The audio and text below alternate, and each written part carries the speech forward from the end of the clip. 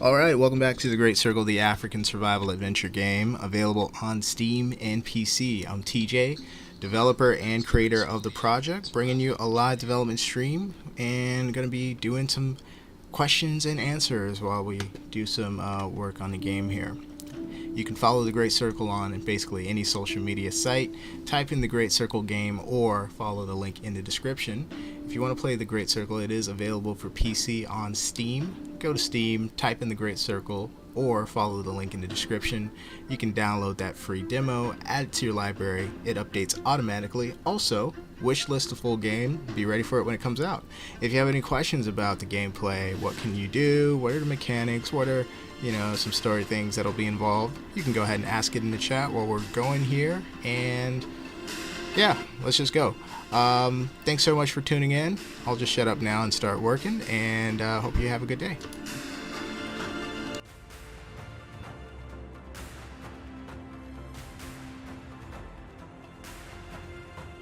And what we're doing here is just painting areas of where the grass is going to be blending together. These are two separate regions here. This is a more dry grass region down here. And here's a more green region. This is the central of the entire map of the game. This is called the central grasslands. Oh wait, there's a road missing here. There's like a gap over there. So yeah, this is like the central region. This is what it looks like when it's lit. Below the fog, atmospheric fog and everything. Hang on one second. Let me get down to ground level.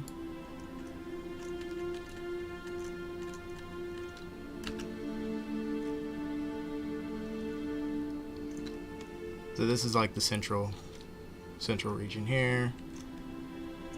Very big, wide open fields. You can see from great distances. Not a lot to obstruct your vision. Not yet, at least. There's a big landmark in the middle. It's called the Stack. And you got some tourist roads here. But anyways, this the south of that, this is an area where some lions like to hang out right there. South of that, you have the drier grass region. So this is where what I'm doing right now is blending this shorter green grass with you start to get into this longer grass there. Actually, you know what I think I want to do is longer green grass and then long brown grass after that. But once you get down here, it's very much dry. I think what I want to do is brighten this texture up a little bit. There's some issues where it gets dark around here, where it seems a little, I don't know, something's a little bit off. Looks almost wet. But yeah, but we're very much into the South Savannah down here. Now, this is our new landscape material where it's a lot more efficient, and we're going to be getting more frames off of this here once it's fully implemented. But what I am trying to do is recreate what was already done with a less efficient material. And because it looked good, but it just wasn't performing very good. Now, I went in and reworked some of that coding and stuff, and it's going to perform well as we want it to look exactly how it used to look, but it's not quite there yet. Let me just show a quick example before versus where it is now. This is what it used to look like.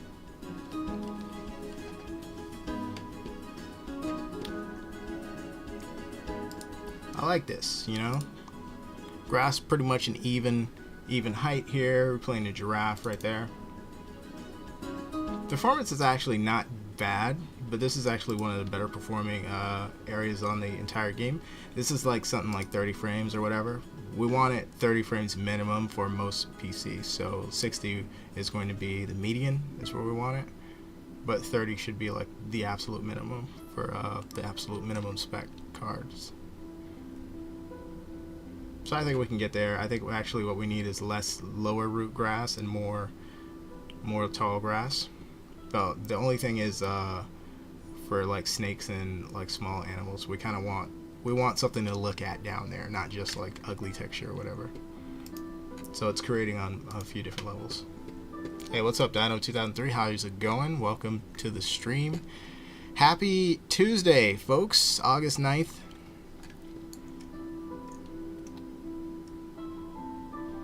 So I'm about to mess with so you can see the difference here is there's a lot more of this low grass before that taller grass comes in. I'm about to actually reduce some of that lower grass. It's a little bit of a waste of memory since you can't see it mostly from the top, but if you're down here, you can.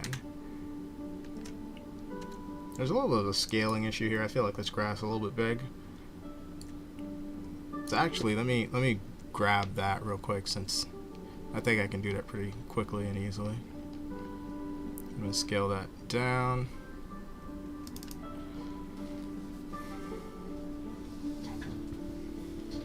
Don't mind the texture quality right now. It's not rendering the full quality in the editor. It's rendering like a 50% quality because you know, it just helps it run better. And for my computer to stream and do this, it's gonna render it lower. But for you guys, it'll be fully rendered top quality in the game as long as you're running Epic. And it looks even better if you have a better, newer GPU. This is probably one of the best looking games out there if you're on a lower end PC too, though, as well. Like even with lower settings, I think it looks very, very decent, very strong. Like this looks nothing like the full quality of this dry grass right here. All right, so what we're gonna do is mess with the scaling of the texture right there. Let me find the specific set.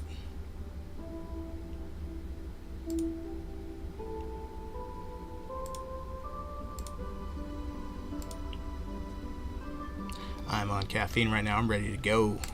I can go for 12 hours. No stops like this. Let's see. I think this is it. Across 2. No, this is 3.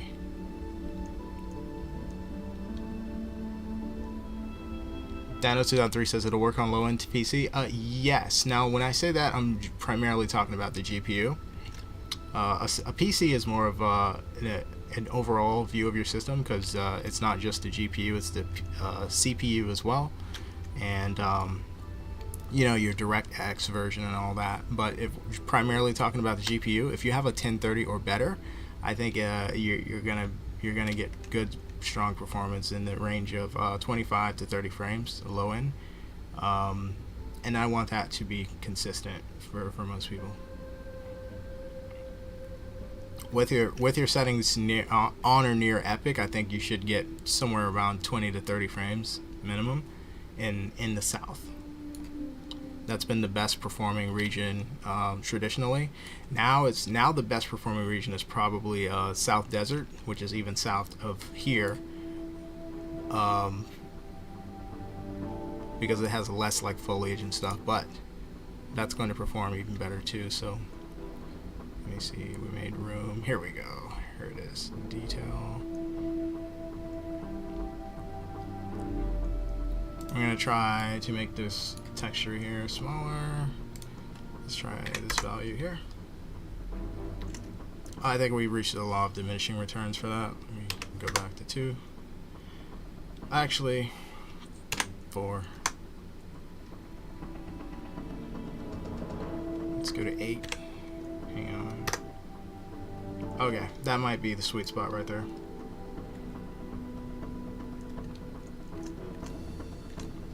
I think that's the sweet spot. I was trying to get it to match by eyeball this here. I feel like we're closer there than anywhere before. Okay, so that's all good. I'll go ahead and save that change. Dallas is interesting that what the Steam spec requirements say for higher end PCs. I forgot what we put. It should be 1030, I think. I might have actually put a different one. Let me double check. I think officially what I want to say is 1030 should be like the lowest GPU that you should have.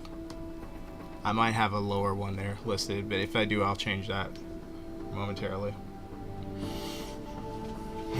I think that at the time, if I had a different one, I think at the time what I did was I just based it off of what the aisle had listed, because the the requirements were very similar, and I noticed a bunch of other people did that too. But like, I think for me now, having the data now, having some more experience now, I think 1030 makes sense for the minimum. Some people will put a lower end GPU than what you should actually be using on the game because they know it'll show up on Steam for more customers and it'll possibly get them more sales. But I think that that'll probably get you worse reviews because people will get on the game and it's like you're not being honest with what your game spec should be. So I think 1030 is more in line with where we are. Before, being a newer game, I think it was very reasonable to just go off of what somebody else did. But I think that now, having results and stuff, I think 1030 makes sense.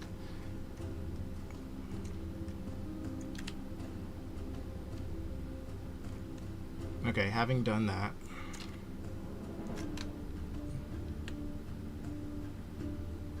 this is where we want to blend the grass because we can kind of see like a line of demarcation right here. We need more green on the brown side than the opposite.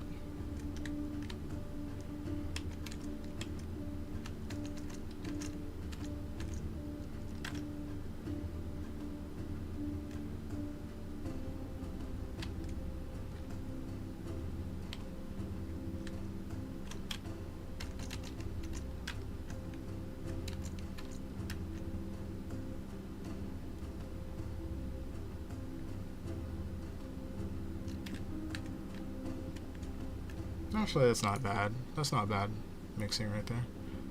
Let's just do a little more blending.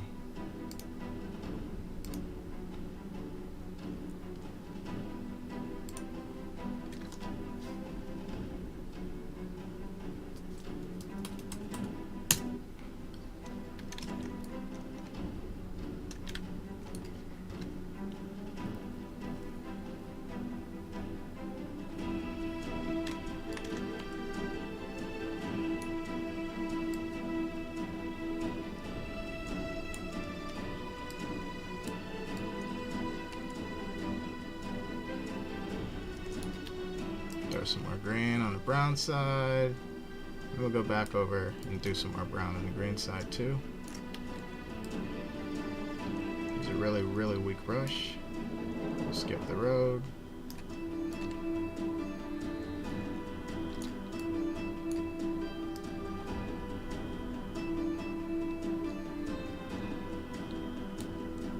Okay, now we'll switch it up and put the brown on the other side.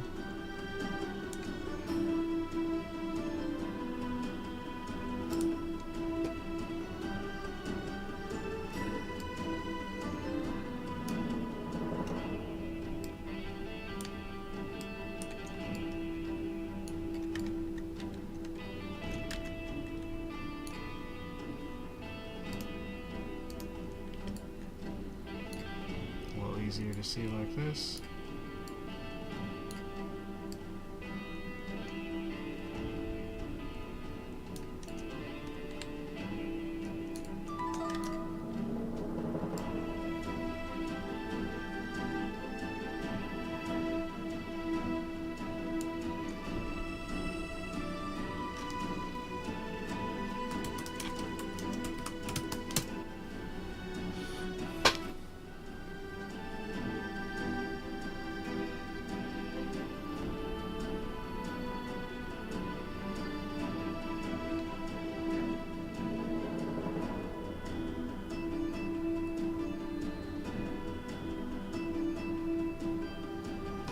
Requirements: minimum GPU, GeForce, GTX 960. Why do I feel like the GTX? I think there actually was a reason beyond just seeing that the other game used it. Let me just cross spec that against the 1030 real quick. That actually might make sense. The GTX. I'm thinking about a low profile GPU versus that. GTX 960. Okay.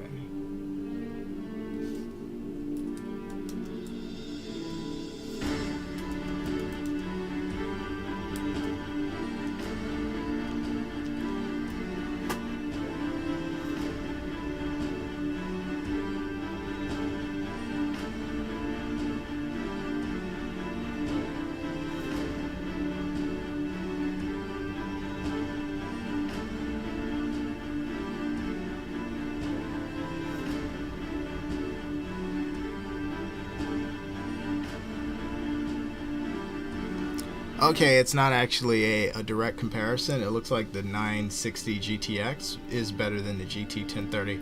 I felt better saying GT 1030 because I actually tested on that hardware on one of my PCs and was getting 25 to 30 frames minimum. So that's what it made me feel like. So I actually might be expanding the range by putting GT 1030.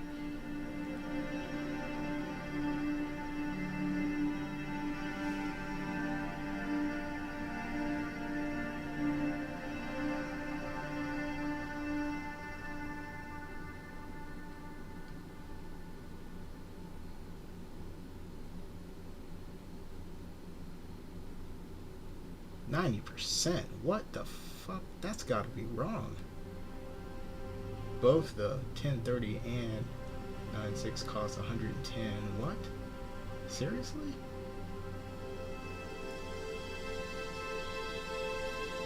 I don't know. I'm gonna have to dig into those specs a little bit. Um, but yeah, it looks like I would actually, if I'm trying to get sales, I would put 1030 because it's a lower spec card. Steam has like automatic hooks for that kind of thing, so I think you would get a wider exposure by putting 1030. And I think I have the credentials to put it in there because I actually tested on the hardware. So it actually, I think it would make sense to change it to 1030. What's up, Dido? How long will I be streaming today? I don't know, but I'm going to be working on the game all day. That's all I do when I'm awake is work on the Great Circle. So, you know, nobody should ever be surprised if streams are like 5, 6, 12 hours or whatever. That's how long I'm actually doing the game. It's just I can't show everything because I want some of the stuff that I'm working on to be secret. I'm not ready to show it, or I'm self-conscious or whatever, but it's God, I love this. This is great. This is all I want to do for the foreseeable future.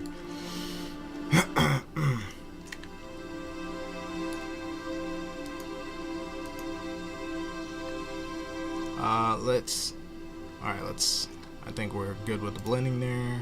Alright, so what I'm actually doing is I'm checking these tiles of the map to see if there's any corruption, because there was some corruption recently. And I'll show you what that looks like in a second. It looks pretty scary. You can physically see it. It's like being in that movie, what's the Nolan movie, Inception.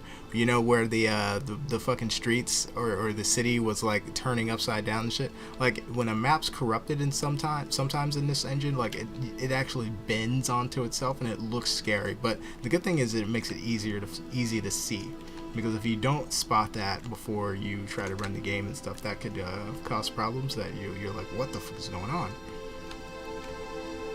Alright, so these two are clean. We'll save it, and then I'll load in another tile. Let me bring in the southern tile. I want to check that one. I want to make an adjustment to that anyways. Dino says I have an Intel HD 3000. That's your CPU, I take it? I don't exactly know the specs on that. Alright, it loaded really quick. Alright, so that's here it is. See this? See all the gray shit? That's a corrupted tile. So if I keep that in the game, it'll ruin it at some point. That's gonna bleed into other data. Look at this. This is like what the computer sees when something's corrupted. So we're gonna overwrite that with good data, using a very simple process in a moment. If you played the game, it would look just like that too. Hey, what's going on, Wolf? How's it going, the Hunter? Your map size is more or less the 52 kilometers, say, a number, not an approximate. Your map, wait, let me read that again, maybe I skipped it. Your map size is more or less than 52 kilometers. Oh, square kilometers. Say a number. No, it's way bigger than that. Way bigger. No. This is well, there's two parts to this map. It's all one big map, but there's three parts actually. I'm gonna just comment on the two because it gets complicated beyond that. So the first part is the playable part that you can actually play now. The easiest way to explain it is this is the center, and in any direction there's this many deep layers, right? So it's 3 layers deep. That's about 200 and something kilometers there, right? But beyond that, there's 700 and something kilometers of playable that I just haven't materialed yet, because I have to do them one by one or else I get stuff like this happening. So it's actually about 230 playable right now. You could actually go to the other parts. It just looks like a black square. There's nothing there. So you could actually go and play the full 700 and something kilometers, but it's realistically it's only 239. That's actually like textured and designed and shit. So it's yeah, 50 would be more like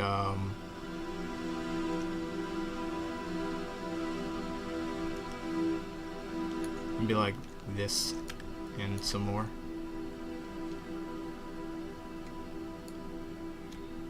But all the rest of the map is invisible right now, so I'm just loading in this stuff one by one. The hunter says, what? 700 and something kilometers? Yes, absolutely. Yeah, I was talking to somebody from Epic. It was like a month or so ago, and I was telling them some of my information because I was trying to get help with something, and they were telling me that yeah, that's right at the limit to where they recommend I stop expanding, because it's going to have a phenomenon where it's like measurements are not equal anymore, and it's like it starts to, there's like this thing that there's a term where it's like float drift or whatever it is, and they were saying like stop doing it because it's like nobody else has any maps that are bigger than that they're aware of. So it's like they were just telling me slow it down. You don't actually need to like make it that big. You can actually scale some stuff within your area smaller and just do it smarter like that. So I've been following their advice. But yeah, as far as like how much playable, I mean, have you played GTA? It's bigger than that.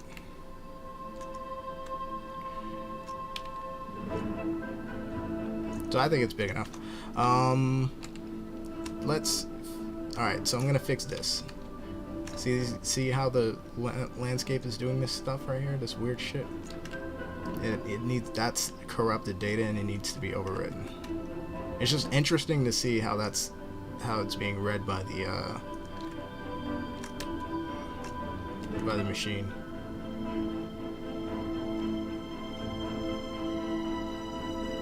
Now, because I use a certain, I'm talking a little bit too much about some of this stuff. Anyways, I'm gonna go ahead and fix that. I have to wait for it to compile first.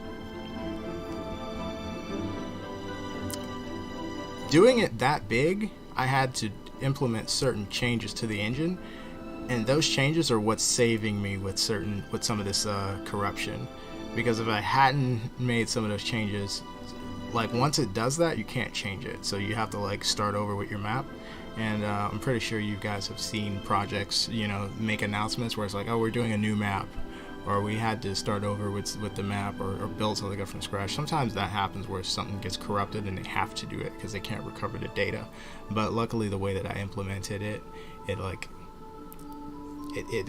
saves like copies of it at different detail levels, so I can just take one of the other detail levels that was okay and like use that to overwrite the bad data. So it works out in the end.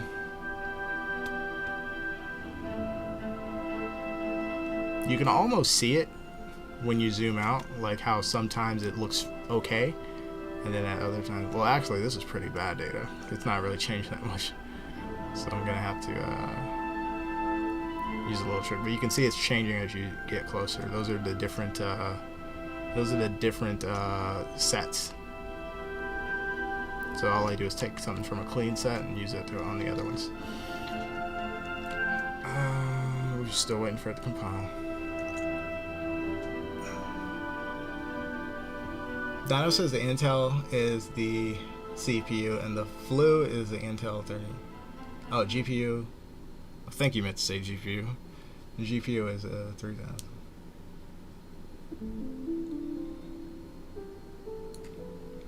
So it's like an integrated graphics card is what you're saying, it sounds like. It's not a dedicated graphic card. Integrated ones have gotten much better over the years.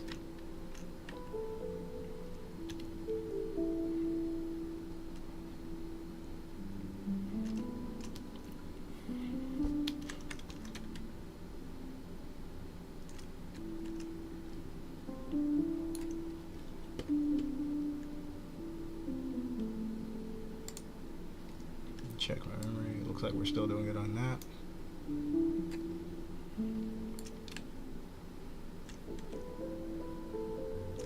I guess while I'm waiting, one thing I can do is start to get rid of some of this lower grass and rely on the longer.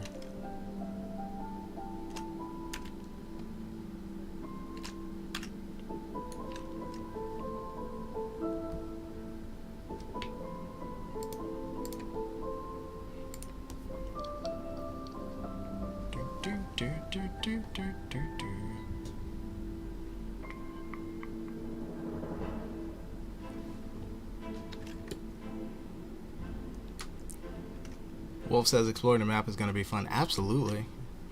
I'm trying to make it fun. I'm trying to make it so that it's not like you get the same thing in every direction. You get different biomes. You get different you get different animals in each area too. So I'm trying to make sure that that's the case. But also, like, I feel like traveling is one of the things that should be fun to do in the game. So as long as it's not repetitive, there's certain principles that I'm applying to make sure that it's a fun thing to do. So one thing is it can't be meaningless or repetitive. So it should mean something when you walk a certain distance. It should give you either some benefit or something. It should affect the game in some way, other than just changing the scenery a little bit. Got a lot of ideas about how to make lots of different things that are usually boring fun to do and make them worthwhile.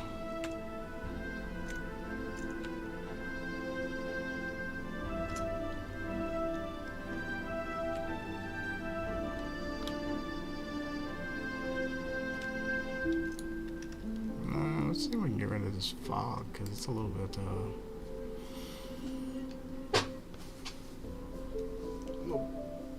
much.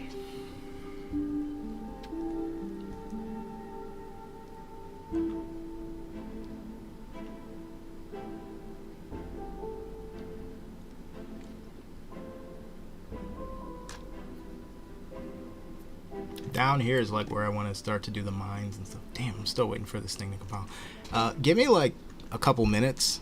I'll be back. Gotta take a quick bathroom break.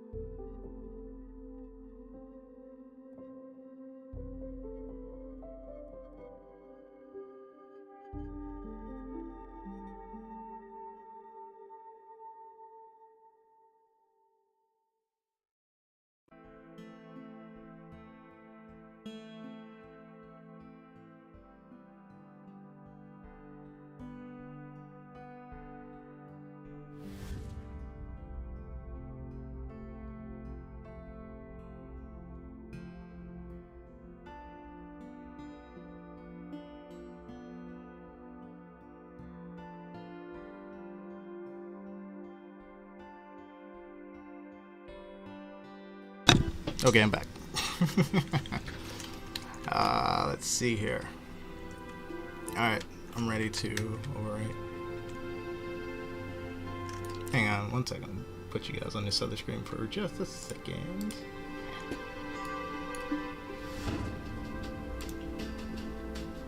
Make sure that this works first.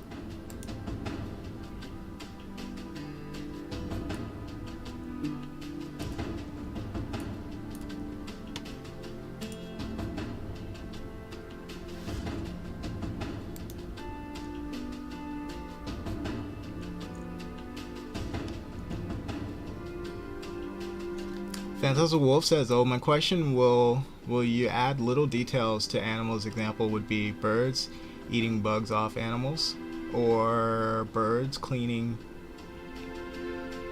birds. Hang on, sorry, the thing is cutting off the text.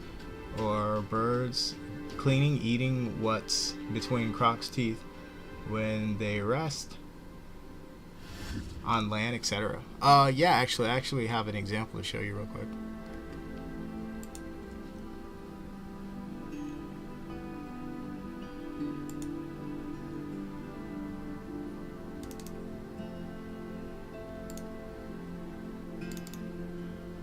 That is something that I spent some time on. It's not working as quite as well as I want it to work yet, but it is working in some capacity.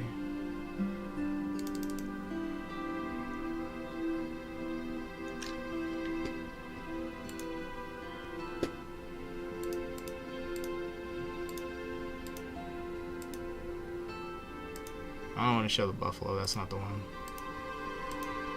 The buffaloes have them, but the rhinos have them on their hides. Let me see. This isn't the right video, I guess.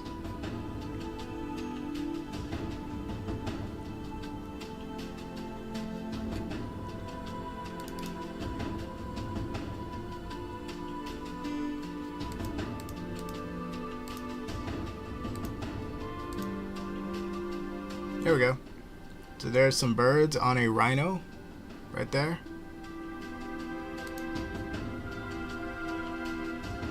Get him right there. Get him right there on his face too. And they're like they're eating the ticks and stuff. The reason I say it's not working exactly how I want it to yet is that needs to be linked to their actual like grooming and tick stat. And it's not fully it's not working fully for the AI. It does work for the player, so the player actually does have grooming that when the grooming goes too low, you'll be dirty and you have to like take a bath, or it has to rain for you to get that cleaned. It doesn't happen with the birds yet for the player, but the birds clean the AI. So once that's working, you'll see them fly on there, fly away if something comes towards the animal. Right now, they didn't fly away when I walked towards the rhino. There's examples of the birds on the rhinos, or the buffaloes too. So as we get close to this buffalo, this is months ago, so the buffalo looks a little better now. But when you get close to this buffalo, I think this one has birds on it. See, it has birds. They're all on the hood, they're all on the horns, they're on the back. The elephants don't quite have them quite yet. I want them to be like on the tusk and everything, but right now they're just on the elephant's head sometimes. So that's an example of the birds like cleaning the animals and stuff. Oh, look, it worked. Okay. So that's what the level is that's what it's supposed to look like when it's not corrupted. So I was able to recover it. There's a cool little area down here that I call the maze. And basically, once you get south far enough, there's like a barrier. This is a really cool thing that I want you guys to try to find. But when you get south, in order to keep going even further south, you got to get through this maze. And like each one of these paths leads to a different thing. And there's basically only a couple ways to get through without like getting stuck. Because basically it's just like a maze. You can go in and like some of the tunnels don't actually lead anywhere, so that'll be a cool thing that you guys can take a look at. But yeah, this is how it looks when it's not corrupted.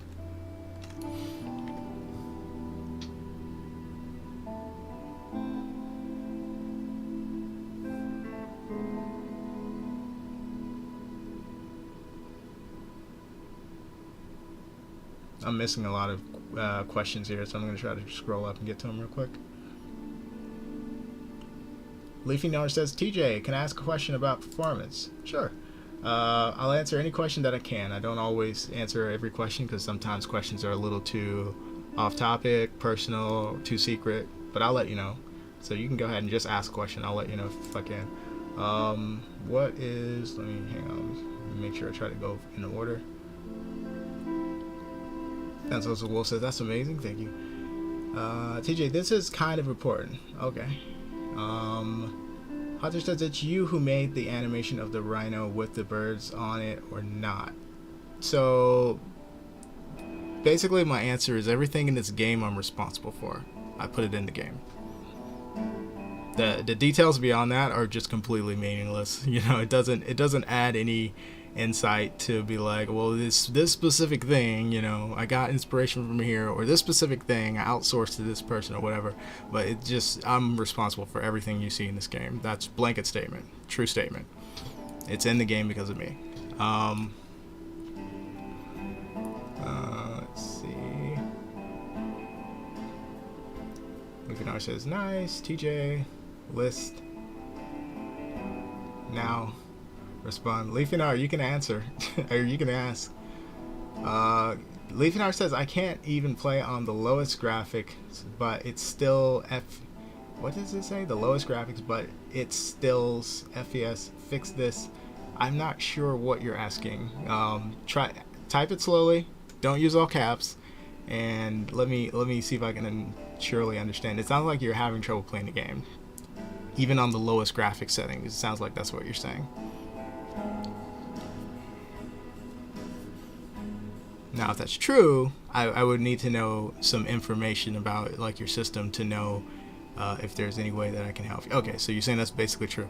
So then I gotta try to figure out, is it your system, or are you having trouble with what's in the game itself?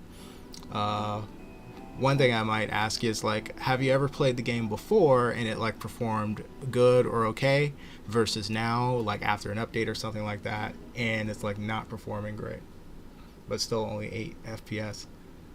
Let me see here.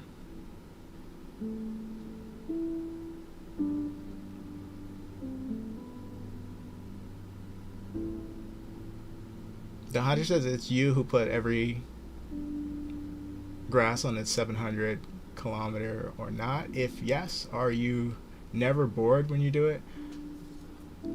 I think you're asking if I like hand paint. It depends, you know what I mean? Like if I know an area is just a grass field, you know, I can just make the brush really, really big and just paint it all in one go. Yeah, I gotta paint everything. Or like define for the system, like this is the area that needs to have all the grass put on and texture or whatever. Do I get bored? But like, it sounds like you're asking if I get bored from, like, let's say if the brush is like this small, right? Really, really small. If I'm like getting bored, I'm not doing this. No, I make the brush bigger to where I need to, and I feel like if it gets beyond a certain size, then I really should be like in the details doing something different with the landscape, because for you guys it's gonna look like just flat, nothing's changing. But I don't get bored with this game ever doing anything, because it's all interesting. It's all stuff that I'm trying to figure out as I go, and figure out like what's the best way to like improve the gameplay, improve the environment, the experience, and everything, while not having like 8 frames a second and stuff like that. Leaf Niar says, I could play Maneater on full graphics at 39. That doesn't really tell me much. I haven't played Maneater before. I don't know exactly what the thing is. So if you were to tell me, like, I have a certain GPU, CPU, version of Windows, DirectX, that would be useful for me to help determine if the problem is on your system or in the game. It might be a mixture of both. But like if you played, like for example, somebody said they played it before an update and it was fine, like they were getting like good frames, and then they played it after an update and then suddenly they were not getting good frames. That would help me, because then I know something I changed in between those updates is what's affecting that person's system. Because not everybody has the same issue. Like there are changes that I'll make that I know will impact performance, but some people may not experience that, and it's because their GPU behaves and processes information in a certain way, whereas other GPUs with like lower or less features don't handle the change as well, and that's why they get impacted more. So some people will report problems, whereas other people are saying they don't know what's changed. Nothing's changed for them. NVIDIA graphics is not a specific graphics card, Lifnar.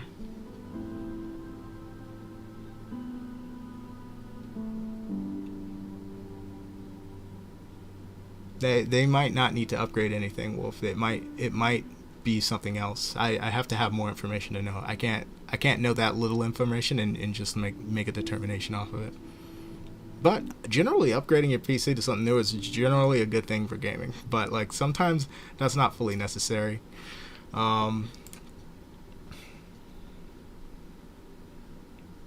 Like they might not be able to upgrade it, so it's like if they're playing on a laptop that's like maybe not a gaming PC, or like if it's an older gaming laptop, it's harder to replace parts on a laptop. Okay, so it is a laptop. All right, so that tells me something there. Okay, so I'm not gonna say that playing on a laptop means you're not gonna have a good experience with it. What I am gonna say is PCs are usually better, more stable, and if you need to upgrade a GPU, like take the GPU out, put a newer in, and get a better gaming experience, that's much better, much easier to do on a PC, because you just simply open the case for the PC, pull the GPU out, put the new one in. With laptops, you gotta unscrew the bottom, you gotta move the screen thing to the side. It's harder to do on a laptop, and they're usually meant to not have to do that. So now that I know they're on a laptop, that's much more information. So then I gotta know, hey, well, has the game ever been performing better than it performs right now on your computer? If not, then I would like to know like what specific GPU is on your system, what CPU do you have. Then I can determine, okay, the PC can run the game, it's just having issues, or hey, your PC is just not up to par with the minimum specs that you need to run the game. That would help me.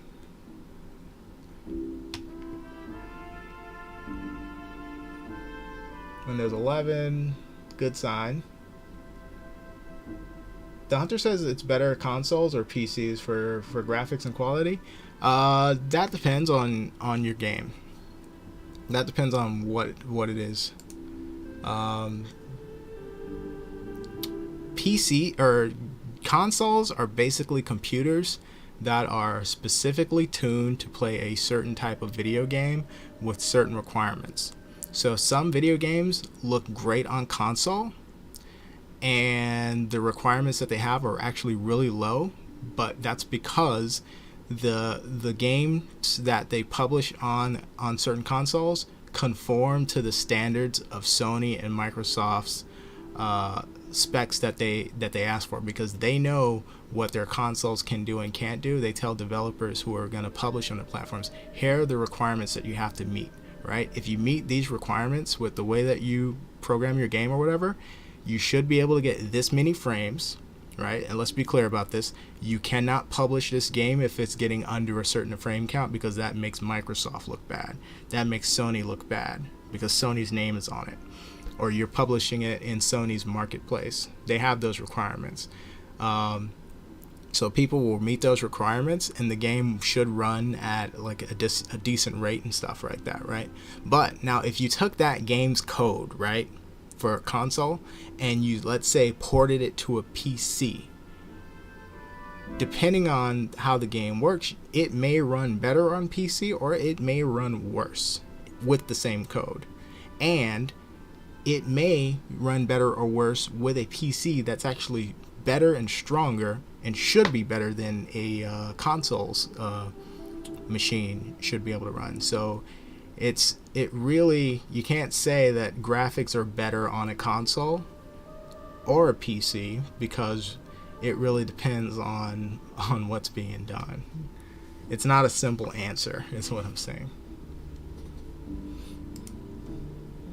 It should be, though. I will say it probably should be the case that most PCs should have better graphical quality than most consoles, because PCs generally can have way more expensive parts in there. What are you going to spend on a PS5? Like $500, $600 or whatever? Imagine spending that on a gaming PC. That's not a lot of money. You can spend thousands of dollars on a gaming PC. Well, then you're going to get like 113 frames no matter what game you got. It's never going to get hot. It's always going to be able to let you run your game plus other programs in the background and stuff like that. You know, you got more RAM and stuff. PCs are just way more versatile. You can soup them up. They're like cars where you can put in super engines if you want to. Whereas consoles are like cars that are like stock vehicles, and like everyone gets the same model and everything, and you're not supposed to take the parts out and change them. So the laptops are like that too. Just think of laptops as more like scooters than cars.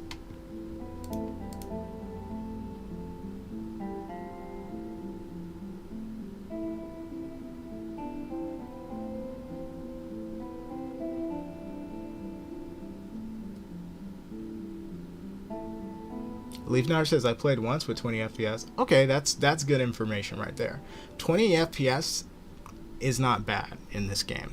Now, I will want to know, like, were your settings at Epic and you were getting 20 FPS? Or did you have your settings turned all the way down to low? Then I would be like, all right, well, 20 FPS on low settings are actually not that good. But if you had it, like, at Epic or just the default Epic on everything setting, then I think that's pretty good on your system, and we should be able to get you back there. Now it's 8. Okay, so if you played it in the past and you were getting 20 FPS, pretty much, that's good news, because we should be able to get it back.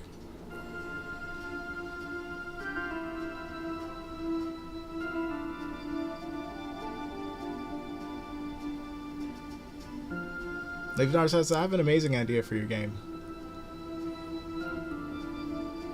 I don't normally take ideas for the game, but like I always want to know what the player is personally experiencing with the game. Like, what do you like and dislike about the game?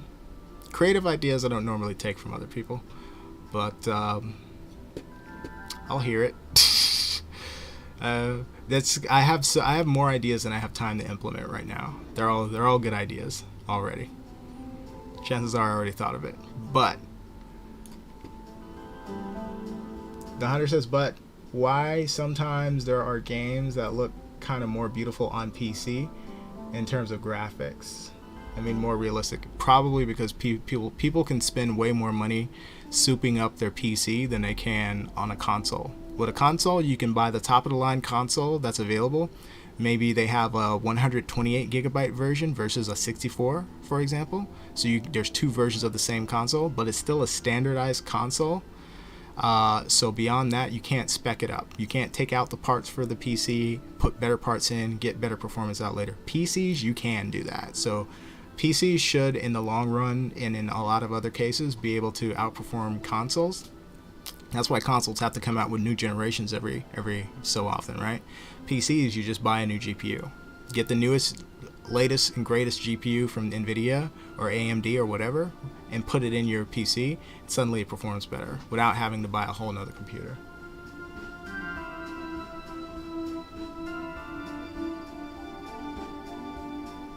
Leafnar says medium. Okay, medium, I can see. We're right at the line where it's kind of iffy, but like medium, if the point is, if you were getting better performance with the same settings, then I think we can get that back.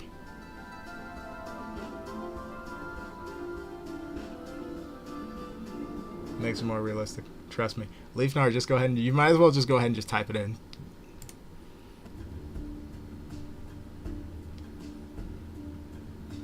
Leafnar says, make it so that if you choose to play Lion, your main is a random size every time. It's never the same.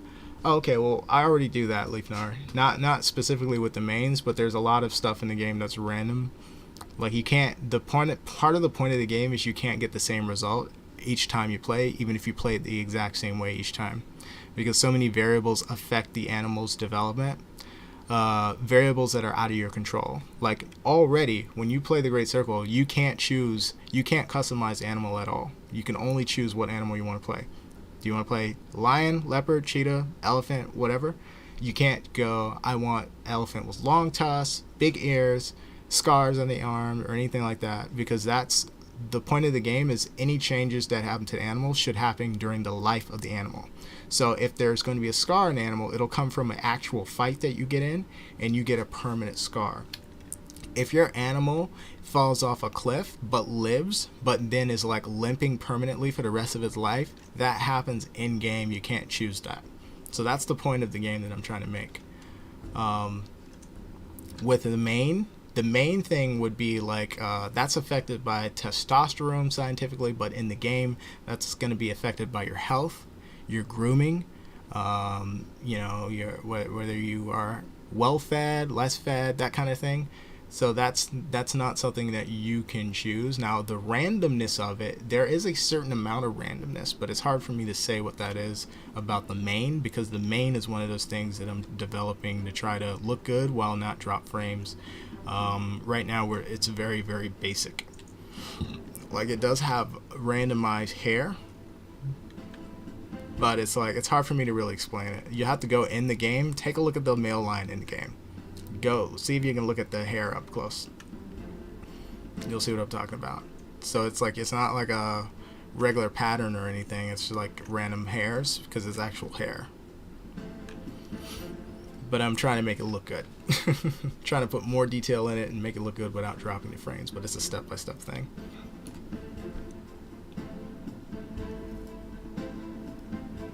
Leafnar says, can you make it available on PS4? Maybe. I have one. Don't know about console. I would like to make it available on consoles, but again, that's like a whole nother area that I have to get into. I can't say for sure that it will be. I can only say that I'm in favor of it, because it sounds like more players means, it's a bigger game, which I'm in favor of.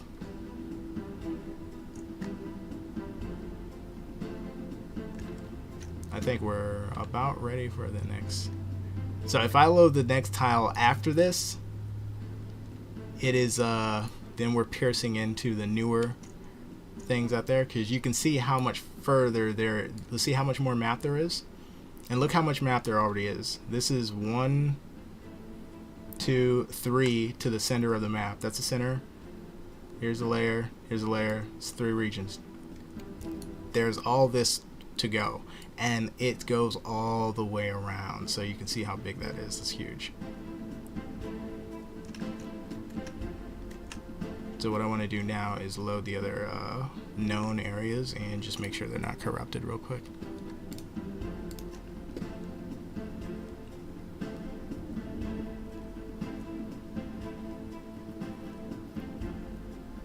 Thanos says I'm going to take a map, be back later. Alright, you enjoy.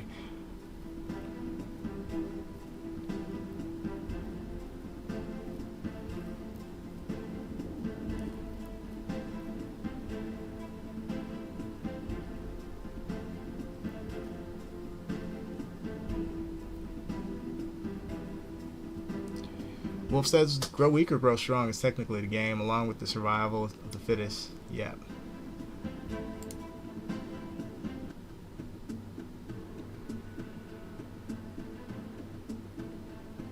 Wolf says the map is long. It absolutely is. Hunter says, don't you need more bigger company to port the game into consoles? Don't you need more bigger company, like more people to help you? Not necessarily. Not necessarily. You don't have to have a bunch of people. It'll probably make it easier if you know how to organize people and put the work in and everything. But I don't know that you need that.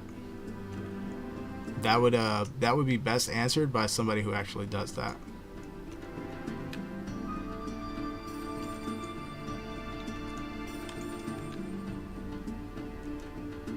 Wait, where's the fence? Where's my fence? It's supposed to be a fenced-in area. Oh, here it is. It blended in. Okay, so one thing I wanted to do was make this texture a little brighter on the horizon. Let's get rid of that fog real quick because I feel like it's obstructing my view. Can I just see through it? Let me see.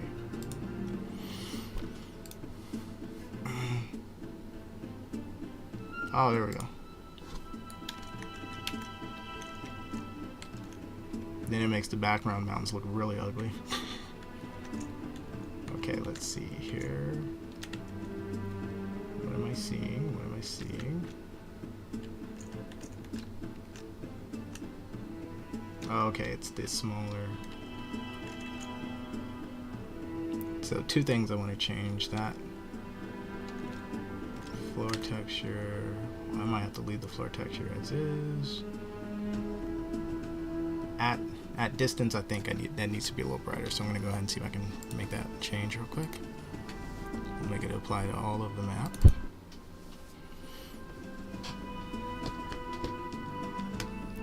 Wolf says, will there be small or long vines on the fence for age details, or will they stay brand new?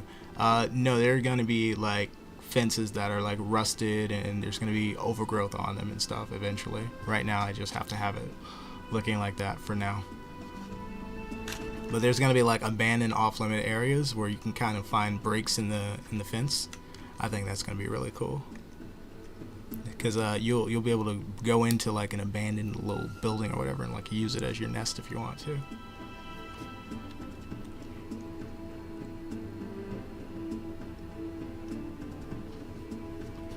Hang on, I'm gonna grab a water.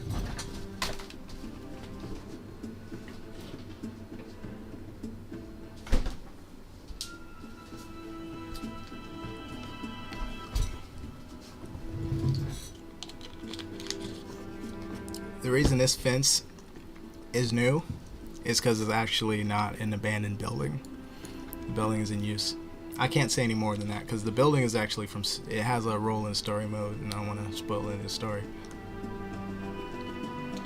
But you'll be able to tell the difference between the used buildings and the vacant ones, because they'll be run down and stuff on the fence and things like that. Here we go. Let's see.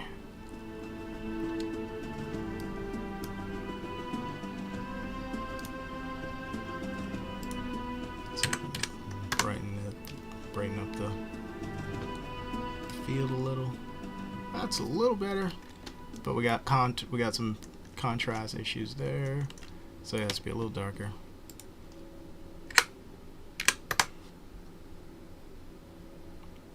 Brighter than before is the goal. Go a little darker.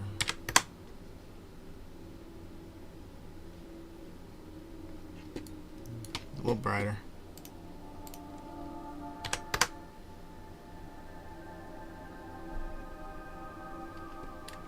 That might be the ticket.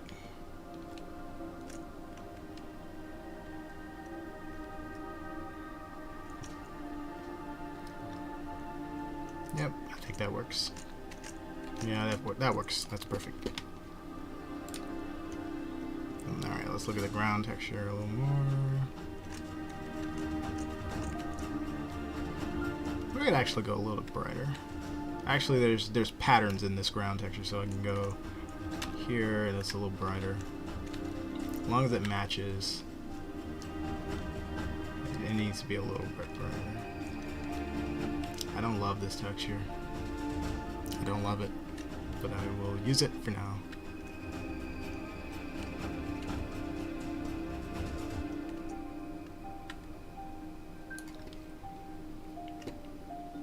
These little grasses can be a lot less prevalent, I think.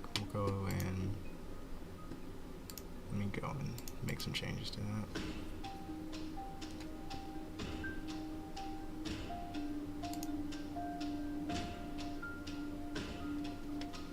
The chat bugs or what? What do you mean? Hang on, let me scroll up. I feel like I'm missing information.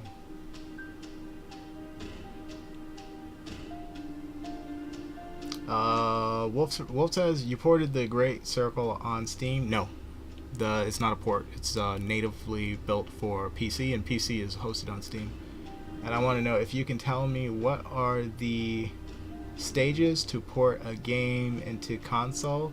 Is it different from having that? You would have to ask somebody who's done it before. I've never done it before.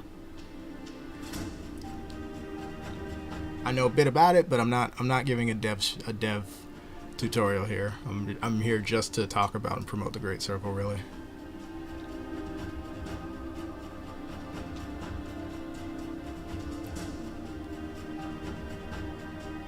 Is there going to be much details when the game gets bigger? Is it going to be... It's going to be awesome. Can't wait to play. Yeah, there's going to be a lot more detail. What I'm doing right now is getting the foundations of the game in order. One of the things you have to do for foundations is define how big you want to go in terms of scale, world size, things that are in the game, and all of that. I've defined it as a very big and broad thing, which is great. So now I can go into each little department and fill it out and work on it and do changes and stuff. Mountains come first when you're doing big landscapes and stuff like this. Mountains come first because they are the biggest, most broadest change that you'll see. And then in between the mountains will be valleys and hills and ditches, ravines, latrines, and stuff like that.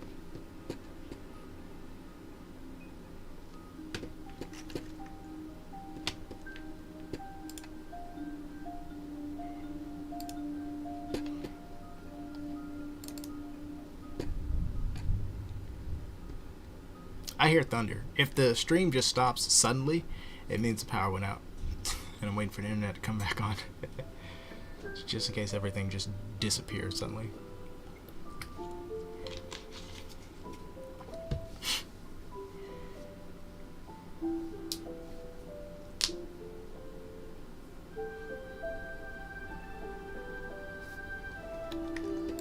We're still waiting for the thing to come back.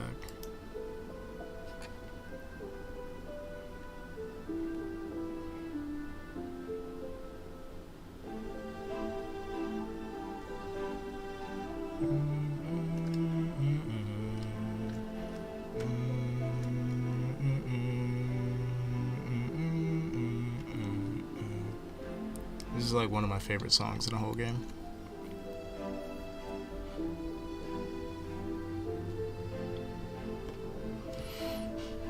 I've yet to do the scoring of the game stream where I'll just be making music for the game. I want to do that so badly. Very soon. I keep saying I should do it soon, but I can't. I keep having things to do. I want to be sitting here with the keyboard stuff, streaming the actual musical tones that we write. I want to stream the actual main theme being made. You know what I mean? The original theme, melody, or whatever, and that, you know, obviously, like in a lot of games, you'll have a main theme, and then that theme is kind of repeated in other songs, just expressed in different ways. I want that to be captured on the stream. I think that would be really cool.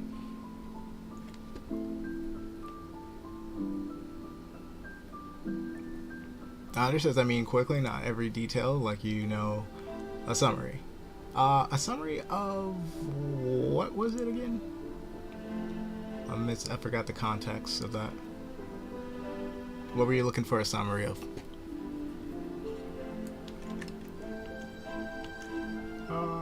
Let's see here. Alright, we're back. Let's close this window, save a little memory. And we need to open up the grass for this. Number 4. Console port. Okay. Yeah, I can't talk about that. It has nothing to do with this game. It's developer stuff, you know. A developer would love to hear it, but I'm not giving a tutorial on that. There's plenty of people who could explain that better. They actually have videos on YouTube that explain that really well. I'm not going to be looking to do that soon yet anyways. I'd be looking to launch this game's early access before doing the port to the other places, I think.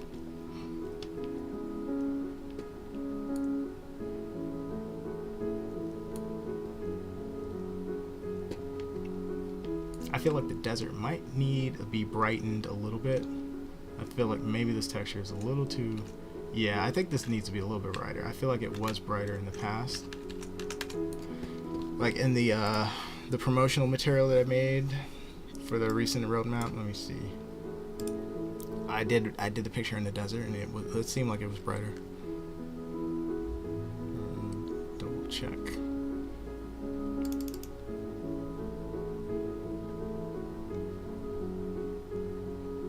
Thunder says, okay, no worries. I appreciate that. I always appreciate people being reasonable. There's always some guy like, oh, bro, why can't you talk about it, dude? What are you hiding?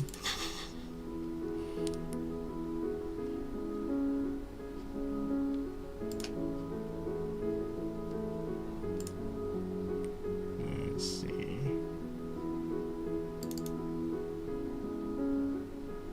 Damn it, where is it? This one. There it is.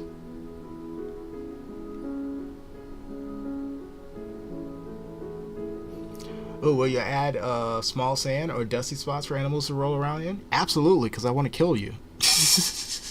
I want to kill you. It's another way that the game can kill you, actually. So, like in the deserts where you have moist patches of dirt and stuff, what I'm doing is I'm putting in quicksand. Yeah, so all you guys who want to just roll around in the dirt, be careful. This is what I was talking about. It looks like the ground is a little bit brighter in this picture than a little bit. It's not much. A little fog. Let me see. It seems like the fog might have been brightening this up a little bit.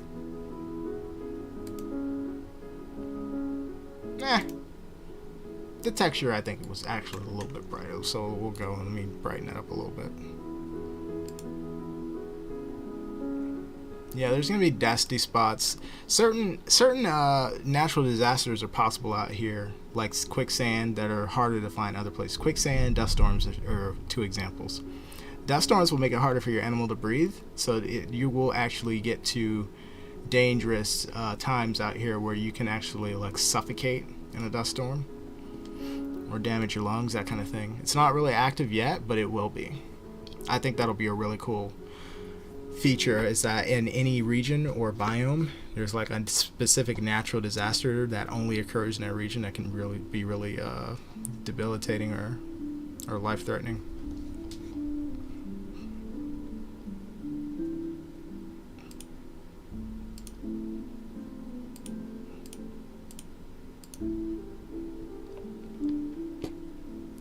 Fantastical Wolf says, oh my god, that's a thing. The game will never be safe. Exactly. I want the game to be a risk everywhere. You know what I mean? Otherwise, it's like, I gotta challenge you guys. Like, it can't just be like walking around just waiting for your animal to grow up. You gotta actually have perils and things that like challenge your will to survive. Survival has to be an act of sheer willpower. You have to want to survive in this game. If you don't want to survive, there should be a million ways for you to die, I feel like. So part of my job is coming up with as many ways to kill the player as I possibly can.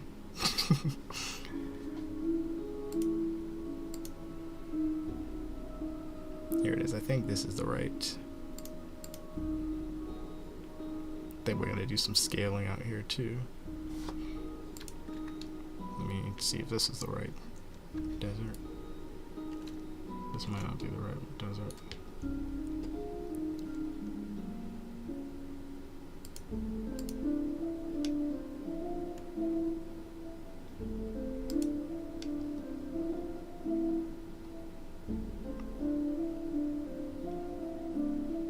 That's dirt.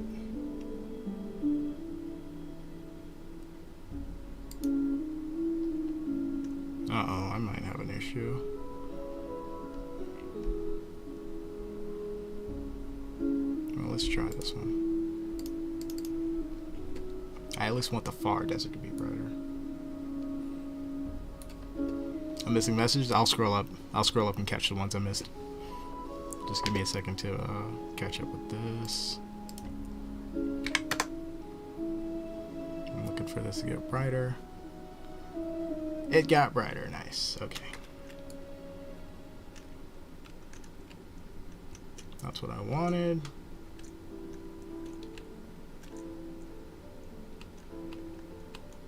Now I gotta brighten up the near one too. Let's put the fog on, compare that. Yep, that looks good, I like it. Check the reference again. Fog might be a little thick. Might be a little thick. Because when I look here, it's a little thick.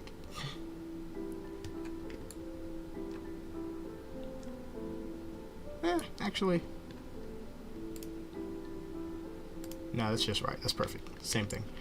All right.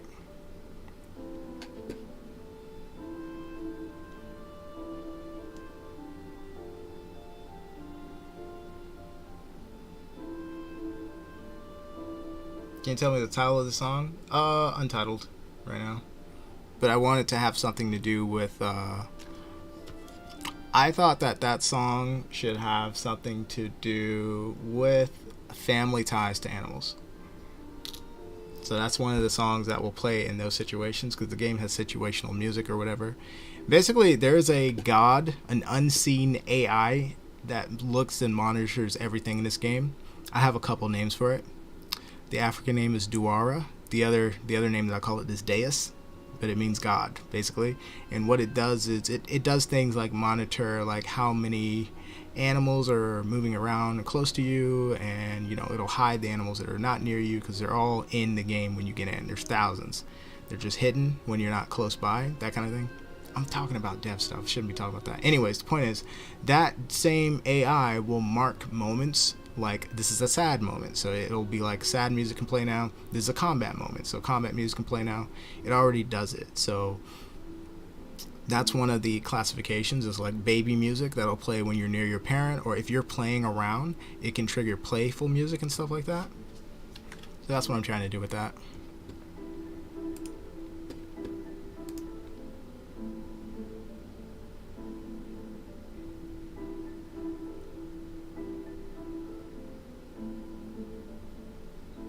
Jeez, the god is scary. Yeah, the god's trying to kill you. He's watching your every move. It's not supposed to be like interventive, meaning like if you're dying, it'll send you a hyena right then, or like if you haven't run into a hyena in a long time, it'll send you a hyena right then. It doesn't do stuff like that. It just makes it so that like the main thing that I use it for is just making sure the game doesn't crash. There's thousands of AI already. They don't spawn in. That's what some people misunderstand. I'm again giving away info. Like all the animals are in the game already. They're doing stuff. So you need an AI to kind of help control that.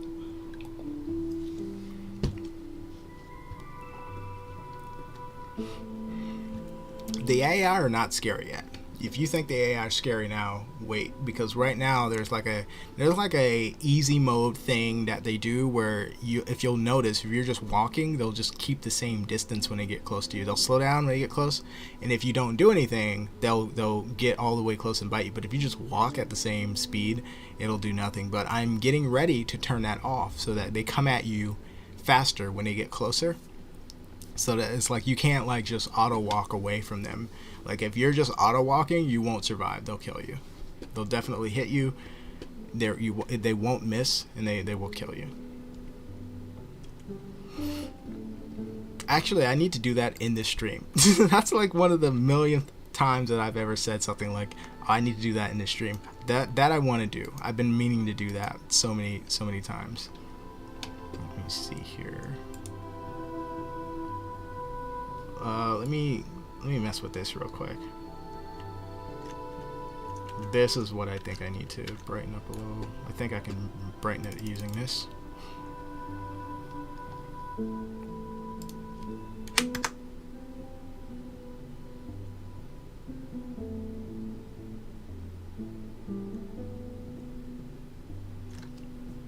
Nope, nothing changed. Alright, can't use that. Can't do it that way, at least. Let me look at the other thing. Oh my god, there's two?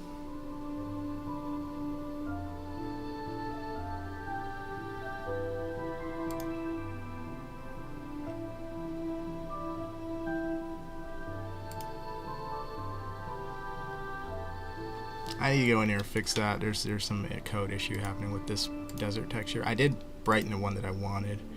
Let me see about the other thing. I don't see the foliage. That's bumming me out a little bit. Alright, let's get the foliage working.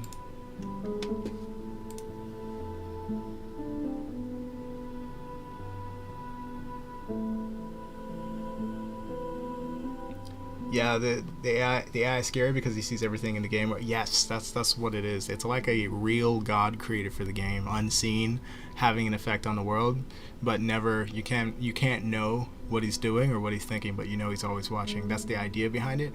And part of the game goes into the mythology of the God. So the God exists as an AI, but also a real God that the characters talk about in the game, and they make references to. I'm working on always like little lore things, like what did they call its legend and everything, you know. One idea was the great power, you know, the great power is the God, you know. And then they make references to, you don't want to anger the great power because bad things will happen to you, you'll get sick and all that other stuff. There's stuff like that going on. I think it's really freaking cool.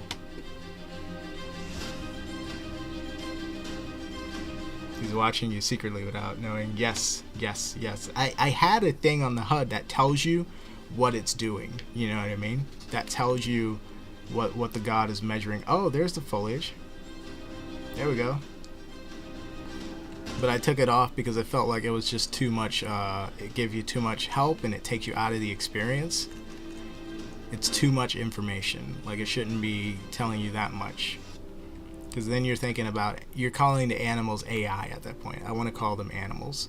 Even though they are artificial intelligence, they're basically sentient. They're doing their own thing no matter what the player's doing. And I want the AI to be thought of in that way, or just not thought of at all. I only want everything to be thought of as the way you would think about it if you were actually out in the African bush.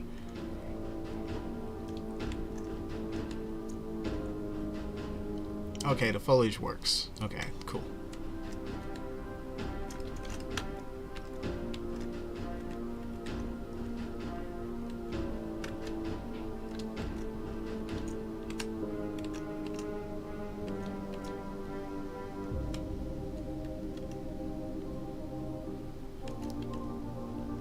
We could use a few more like hills and whatnot out here too.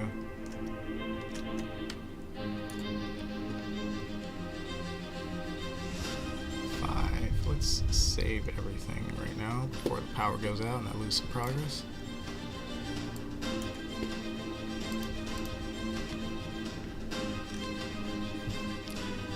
Wolf says they see when you're hunting. They know when you're AFK, so be active for goodness sake. Like I made it rhyme. Yeah, like what if that God killed any AFK players? You always come back and you find your character dead because you were AFK. And what if it sent you a message that was like, you thought I didn't know? You thought I couldn't see? Well, now you know for good. I see everything.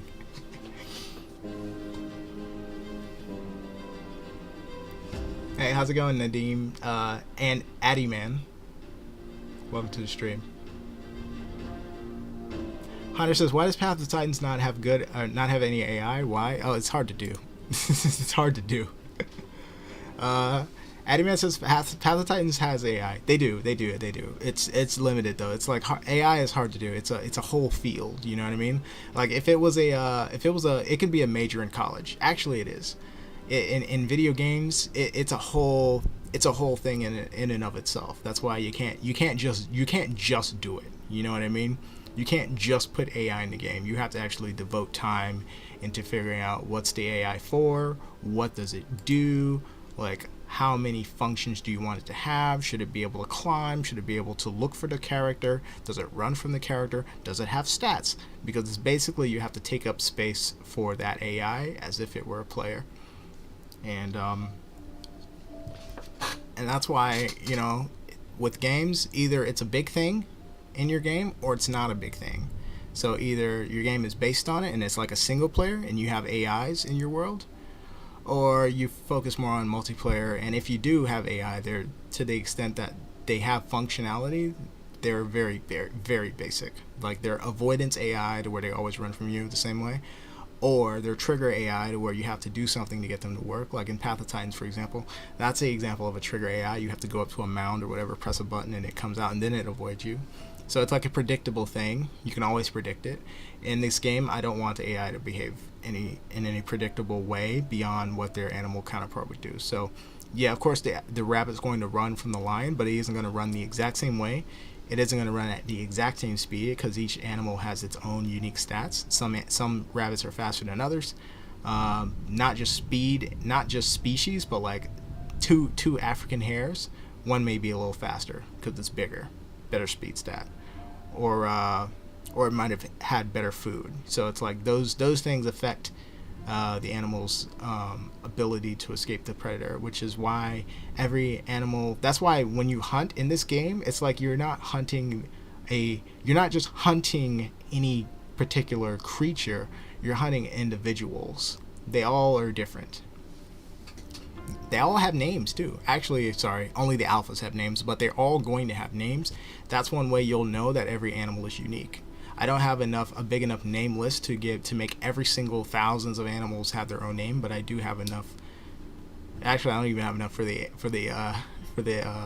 alphas. If you notice, the ones that have scent markers, sometimes they repeat. You'll see two animals with the same name, but they are actually different animals. So it's like, eventually the name list will grow to the point where it's like I can have thousands and they all have their own unique name, and that's the whole point. That's the whole point of what I'm trying to go for with that.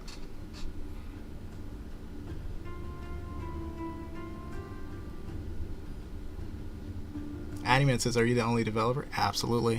This has been my project from day one, starting 2 years ago, and it's going to stay that way. Well, I may hire some people later on, but like I can't do that right now.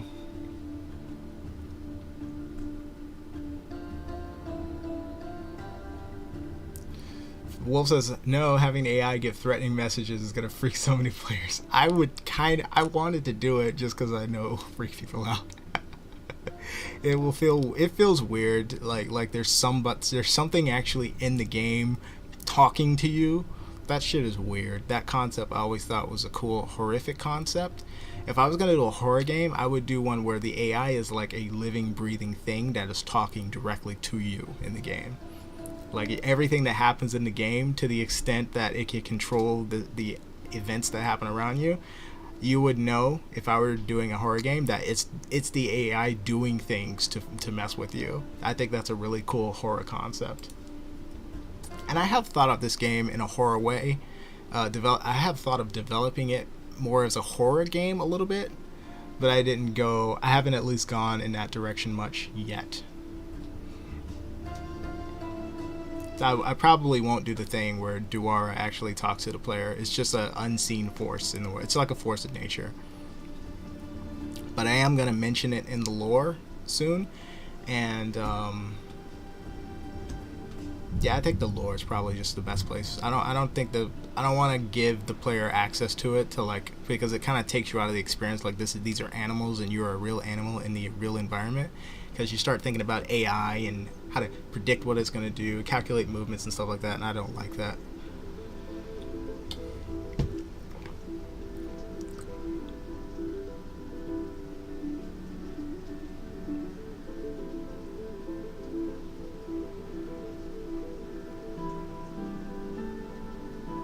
Hunter says, I'm talking about dinosaurs, not critters. Oh, AI is the same thing to the computer.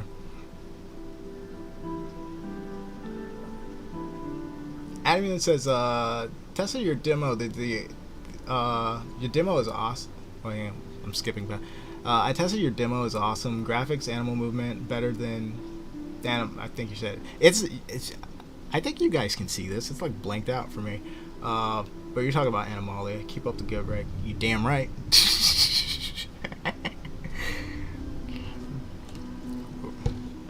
Where the Great Circle is going to be #1 in African survival.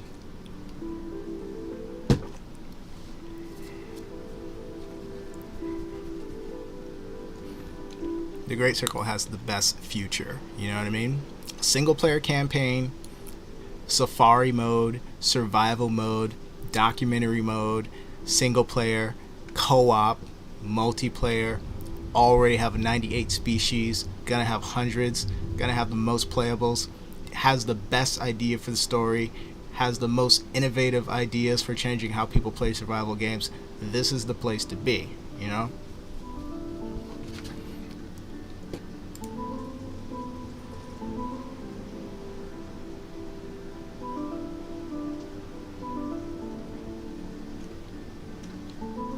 Hunter says, personally, I love the AI. I love so much AI. It's immersive. Yes, that was my whole thing.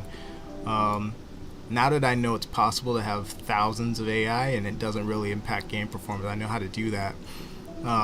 That's something I'm never ever going to compromise on because it just does so much for the experience of survival in the wild. Because if you're in the wild, you would see butterflies flying around. You would see caterpillars on the branches and stuff. You would see rabbits running around. You would see bugs, and you see all those things here. Now it's just a matter of making sure that all the AI can talk with itself, so that the animals respond to like Duara changing the weather. If Duara makes it hot outside, the animals go for shade. Right now there's a lot of disconnection, but eventually they all already have the infrastructure in place to connect them all and make them all react the way that the player would. So essentially, you're already surrounded by a bunch of players. They're just AI. They're creatures trying to survive just like the player. They're looking for water, looking for food, looking for mates, looking for shelter, safety, all that stuff. They're all trying to do their own thing.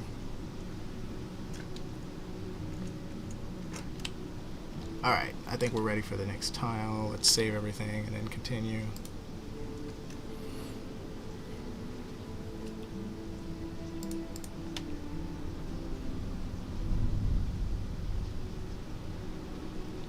Addyman says, no joke, the movement are great. Addyman, wait until you see the leopard grab a freaking deer or impala and carry it up the tree, because I can do that. And wait till you see one of those mid to smaller size creatures get grabbed by one of those rock pythons and just digested, because that's coming too. That's when the movement is going to really impress you. If you like it now, just wait, because I have way, way better stuff in mind.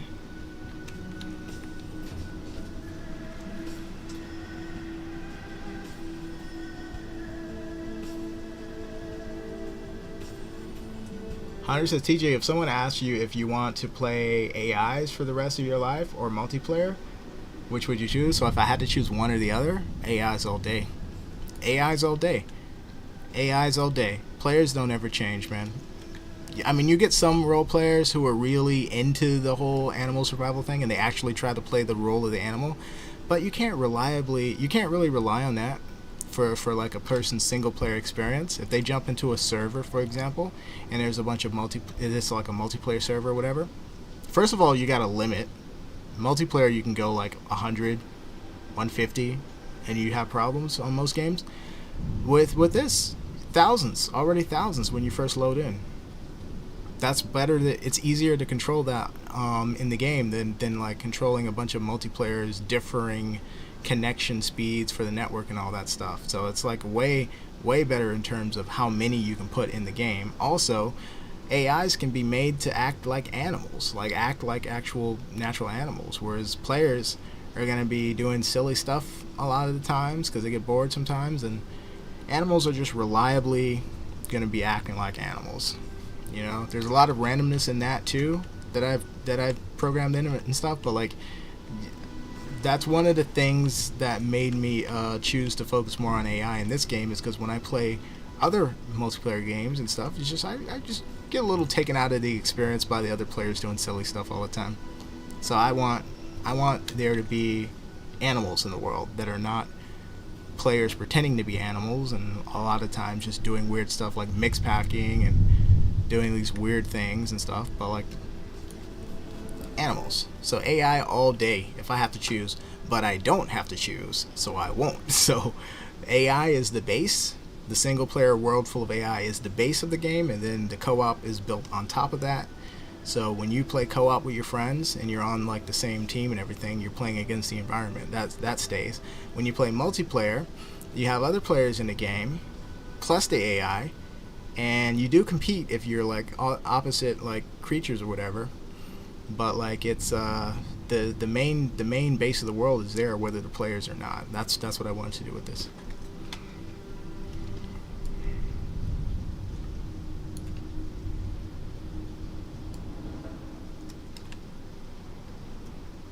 We could do a little more fading.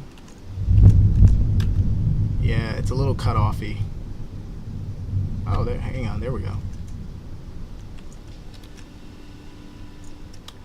We could fade the desert into that a little bit more. A little bit more, I guess. I'll paint it a little bit.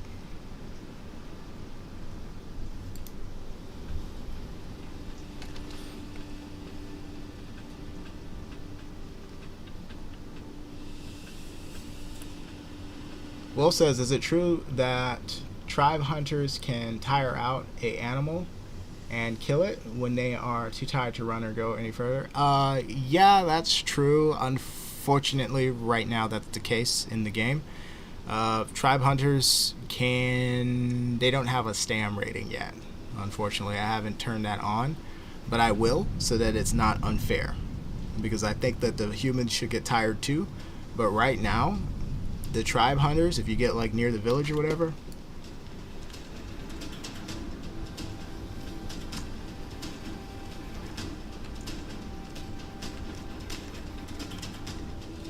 see these guys? If you get near the village or whatever and you're like a carnivore, they will come at you with the spears, and they actually can run at the same speed. So you have to outrun them or hide, but they don't get tired right now. So I will fix that. I will turn that feature on to where they actually are affected by their own stamina stats. So they can kill you like that by just running you out and just stabbing you, but like I will change that.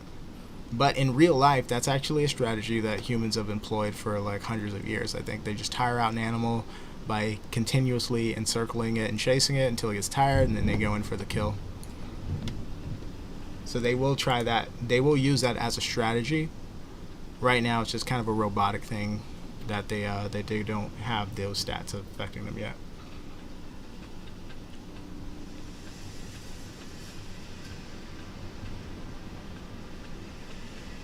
Addyman says, does lions, hyenas, tigers, etc. will have a pounce ability? I like what you did there, slipping in the tiger. So you can try to get me to confirm or deny. There are no tigers in the demo right now. See what I did there, calling it the demo. The pounce ability is limited to currently the leopard, the wildcat, and the lion shows the prompt. So when you get close to something as a lion, it will say that you can pounce, but the pounce doesn't work for the lion yet. And also the pounce is not finished. It's very much a basic, this technically is pouncing kind of thing, but it has the placement needs to be right. The animal's proportions needs to be adjusted to the body of whatever it's jumping on. Also, I want that to link to like an instant kill thing, or if you get on the back, there's a way to get to the neck and clamp down and kill it like that through suffocation.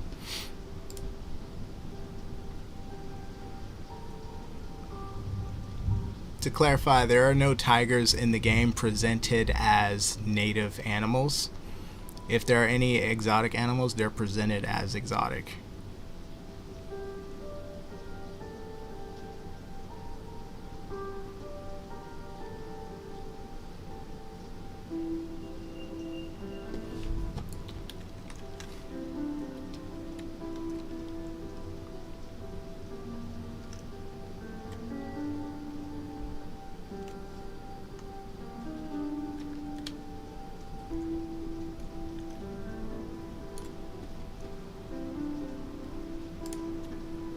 Let me save the material real quick before we move on.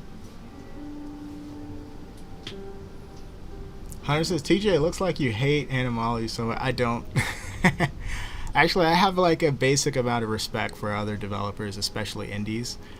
But anytime people bring a competing game on my stream, I'm gonna shit on the other game for sure.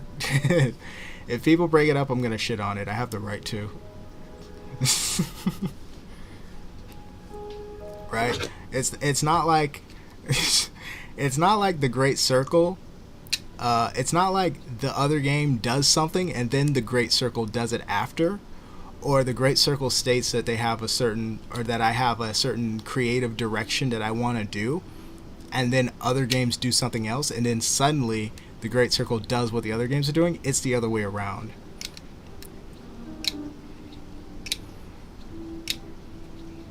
I do a lot of innovation and inventing is what I want to do.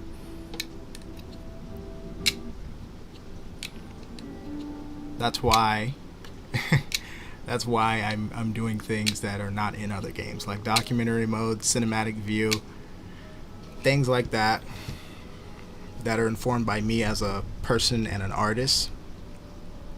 These are what affect the game's development. With other games, it's whatever the aisle's doing that affects the creative development of other games. So I'm not shitting on the other. Actually, I am shitting on the other game, but not not unless somebody else brings it up. But it's not. I don't hate the other game. I'm just going to do it because they're competition. So anytime somebody brings up that game or another, I'm gonna shit on it. So sorry. And they legit copy the shit that we do. Fucking the vulture. I remember the vultures was really funny because I remember when I put in the Griffin vulture in this game. I remember misspelling it a certain way because I thought it had like I spelled it a certain way, and then I noticed when the other game added their vulture, they misspelled the part of the animal's name the exact same way, and it seemed funny. I felt like if I did it again, they would do it again too. If I misspelled another animal, they would do it the exact same way.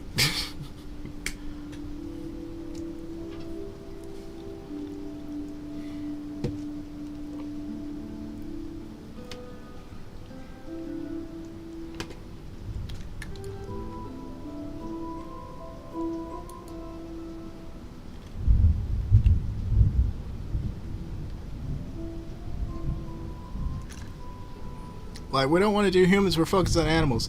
The Great Circle has humans, has huts and everything. Alright, we're going to put some human elements and shit in our game now. Top hats for everybody.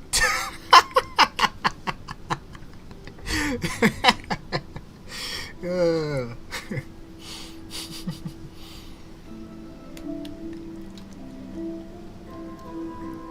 fucking top hats. Actually, I can't. Actually, I should celebrate the fact that they're doing something completely different in that regard. I like that they can distinguish. I like that it'll be easier to distinguish between the two games. Mine will be more realistic. The animals in the Great Circle don't wear sunglasses, top hats, winter coats, and thongs.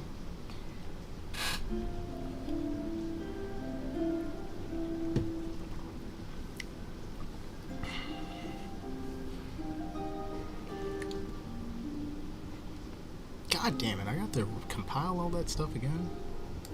Alright, let's see if we can mess with this dry grass while that's compiling. I want to do less bottom root. Oh, don't tell me that's compiling too. It is. Damn it. Alright, what else can we do?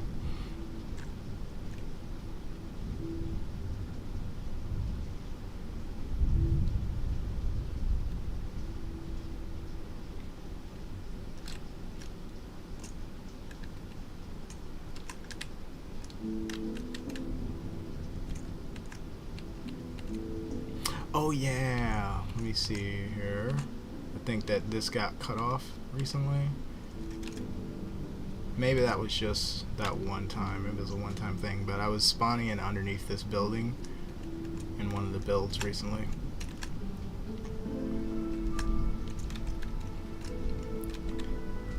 I want to make sure it's not me.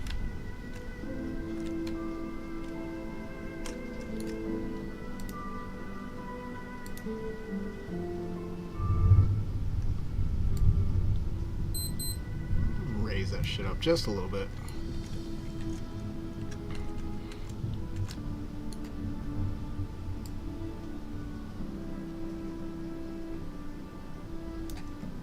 Just to be safe.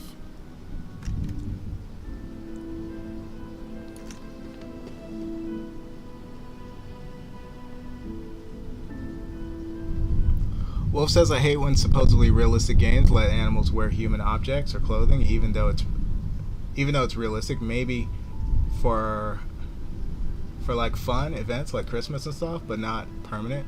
Oh well, I'd be upset if because didn't they sell that stuff? Didn't you have to like buy those DLCs? It'd be messed up. They sell it to you and then they take it away.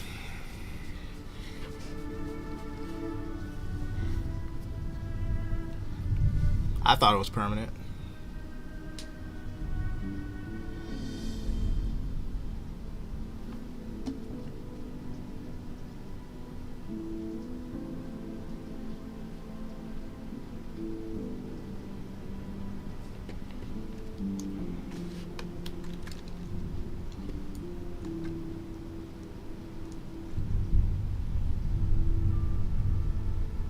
I might be wrong, but I think I actually saw somebody stream. There was actually Santa Claus in it with actual reindeer.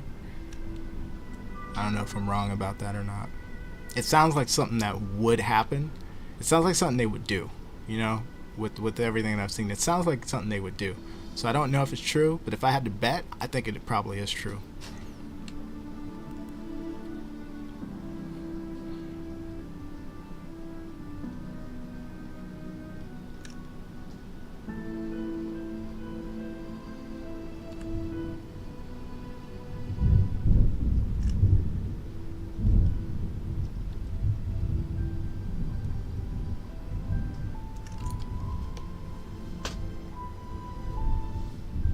Things like glasses and stuff. Yeah,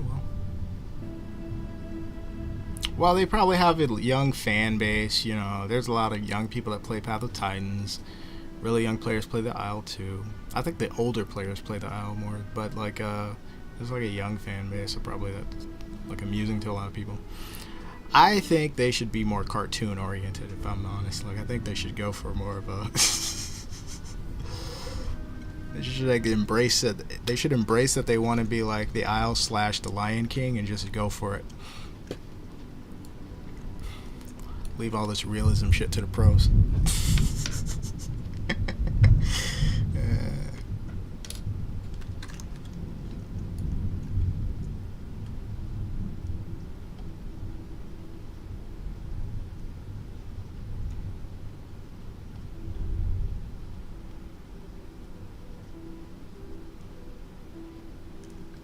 I know what I can do while this is compiling. I can add some up downs. So I can add some hills and stuff to the desert. Give it a little variety.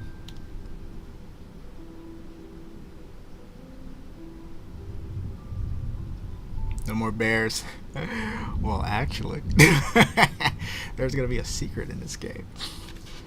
Several, but it'll be a good one. Pleasant surprise. I feel like. There's pleasant surprises awaiting you guys.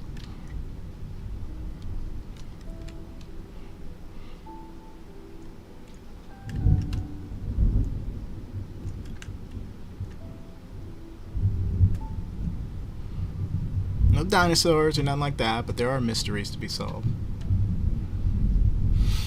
Can parrots carry their babies? Not yet, but they will.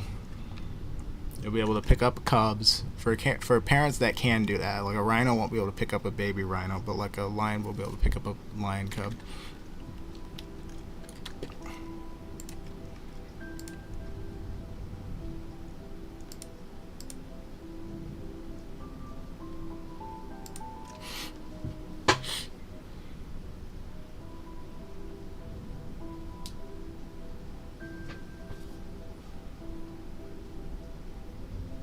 Hunter says my dream game is a realistic immersive animal game that has adrenaline on it and that you can do a lot of things in it.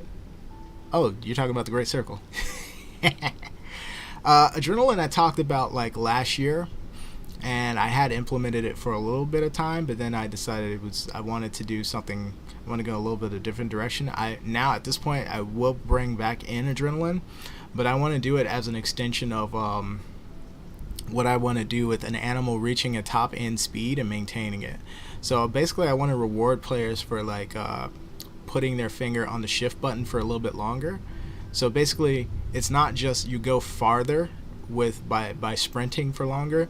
I want you to be able to actually get a little bit of a speed boost when you reach your top end speed and are holding the shift button for a certain amount of time, and you'll see that count down, and then once it reaches its end, your top end speed will get reduced again, and you're still sprinting until your stamina runs out, and then when your stamina runs out, your speed will reduce bit by bit until your animal's exhausted.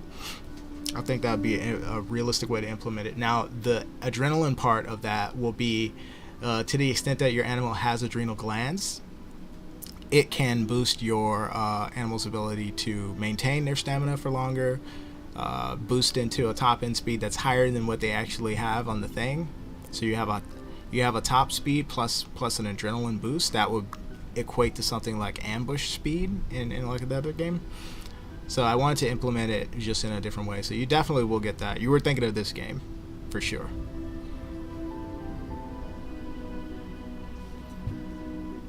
Fantastical Wolf says a rhino can accidentally run over the baby. Actually, yeah. Technically, every animal in this game has trample damage, so it just depends on the weight of the animal. A lot of animals just don't have their weight adjusted for everything else, so it's just neutral. But like, you can trample in the game. You can trample anything smaller than you, basically. But I put in a for temporary purposes until I can put in like the babies avoiding the feet of the parents. I put in that the parent can't trample the baby right now. There's like a little shield protecting them right now, so it'll make it harder for you to hunt them if you're hunting them, and it'll make it easier for you to protect them if you're protecting them, or to hide behind your mom if you're hiding behind your mom from a predator. But there is the ability for them to friendly fire trample, and I will put that in as soon as I have a way for the AI babies to avoid the feet and behave naturally. But you can trample, if you're an elephant, you can trample something that's not your baby. You can trample like another baby elephant if you want to, or anything smaller than you. Just walk over it and it does damage. Even if you're a small animal, like if you're a fennec fox, for example, if you want to trample a rhinoceros beetle, you can do that. You'll see the damage it does. I'll be right back. Bathroom break.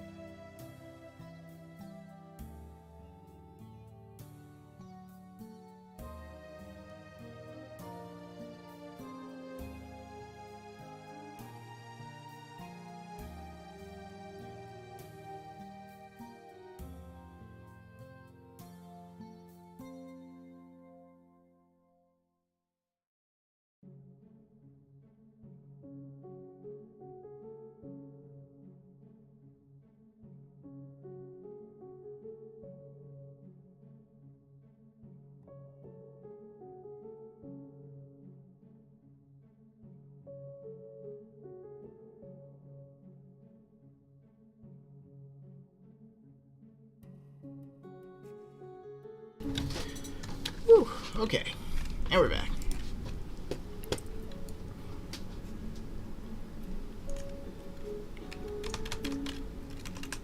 The great thing about being hydrated fully is that you go to the bathroom every 40 minutes. Highly recommend it. Let's see. Do some hills.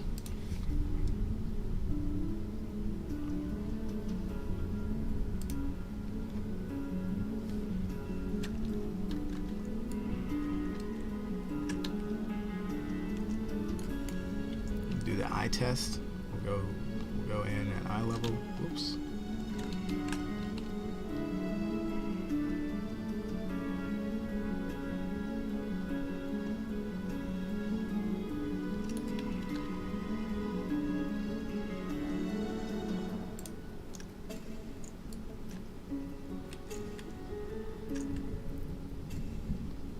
Look here, and we'll just ask ourselves the question: where do we actually need a difference of elevation?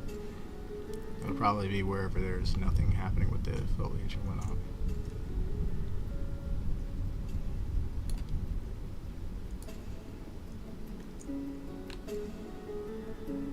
It's about right here, probably. There's nothing happening right here.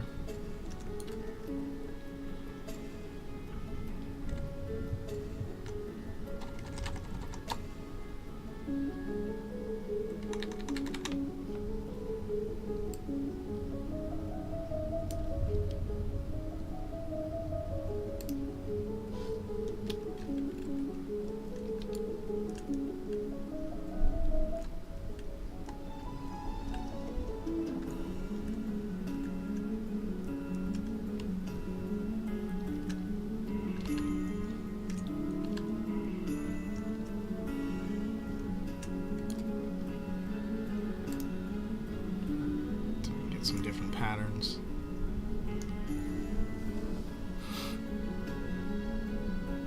Hunter says, will each animal gonna be different from each other? I mean, for example, various skin colors as well as size, tusk and horns and things like that. For example, very small to very big ones.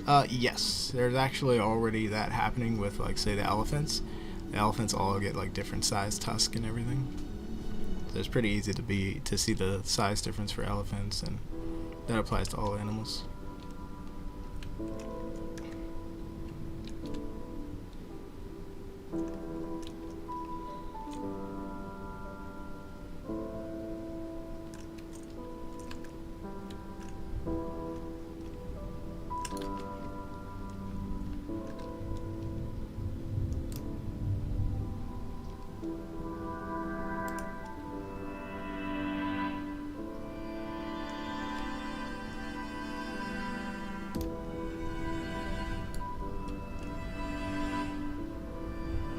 I don't like this one, it's too sharp.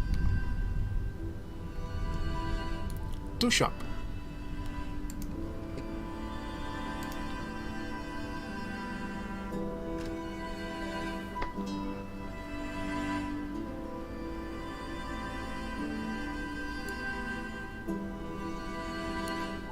For now, I'm just going to smooth out everything at the border just to avoid complications with the tiles.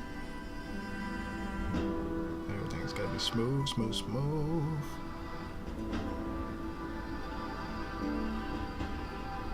Oh, what's that? Uh-oh. Looks like corruption.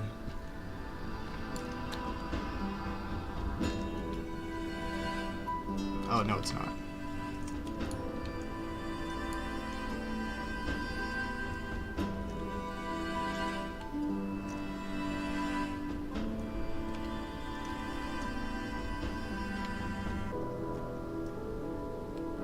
Here's the median.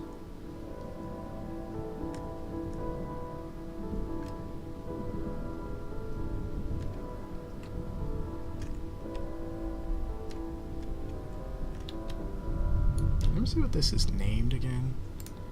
There's a name for this maze.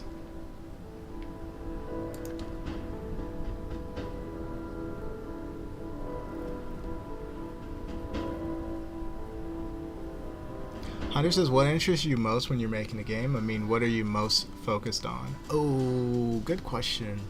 Well, on an interest perspective, everything about this game interests me. Everything.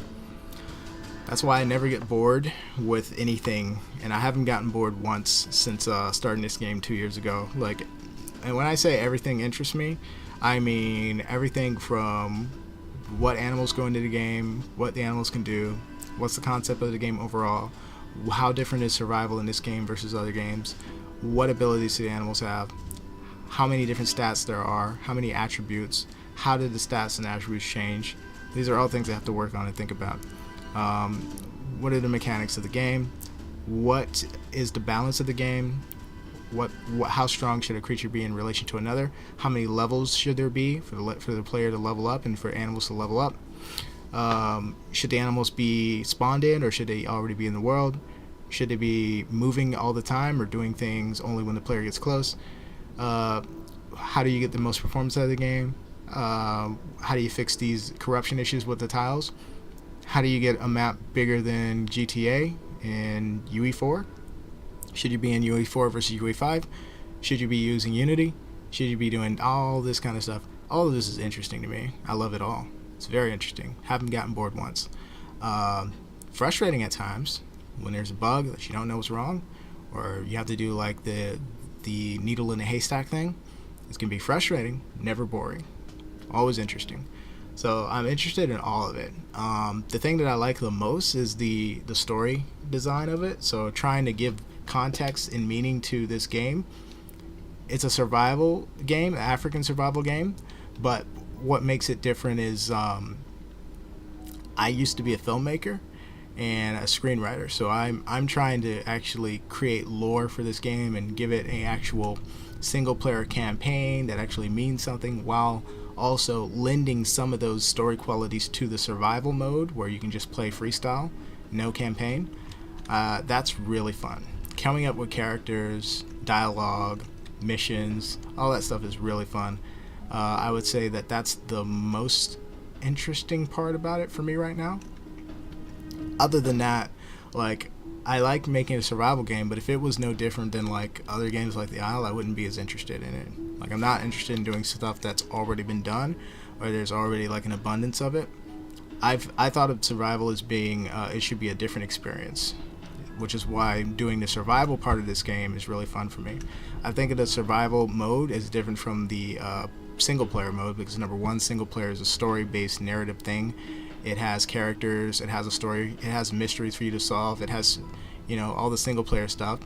But the survival stuff, which is the main game mode right now, is freeform. You kind of make it up as you go. You're trying to do one thing and then survive. Single player is more complex. You're doing more than just survive. You're doing a lot of stuff. You're trying to advance the story. You're trying to find information. The story changes depending on how much information you're able to find out in the world, how many things you're able to accomplish. So you can get lots of different endings. But it's the stuff where I get to do something that other people haven't done, or I feel like I have an advantage in doing that interests me the most. So all the stuff that's in the survival right now, like more complicated stats, for example. Other games are starting to do that more now, but like that's always been a goal and a main point of interest for this game for me from the jump, is doing a more in-depth survival experience for the animal stuff, but also telling the whole story. I don't think you can tell the animal survival without the humans involved. Like, you can't say what it's like to be in the wild without talking about the impact of humans in the environment and what they're going through and how they're trying to survive. It's a survival story for everyone, for every creature, from every point of view. So we're trying to cover it all. It's a great big circle. Mix that with the lore of where it takes place. It takes place inside of a giant crater called the Great Circle, and it's like a dead volcano, and there's like a story behind that. And I already told you guys about the god, the AI, and all that stuff. So there's a whole lot of cool stuff that happens with the Great Circle. So I'm focused on all of it, but that is the thing that I would say that has my most interest. I would say, as far as like the amount of work that goes into one of the things that I do a lot is just try to keep the frames from dropping for every new things that I add in. Like everything that I've added in from day one has impacted performance, from bending of grass to like eating of food to putting water that you can swim in the game and all that stuff. So it's always a challenge to balance everything that you want to innovate and add to the game with everything impacting performance and fitting into your GPU or performance budget. But yeah, I'm interested in everything. I love it all.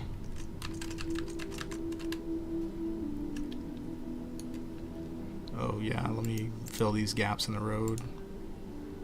Forgot about that too.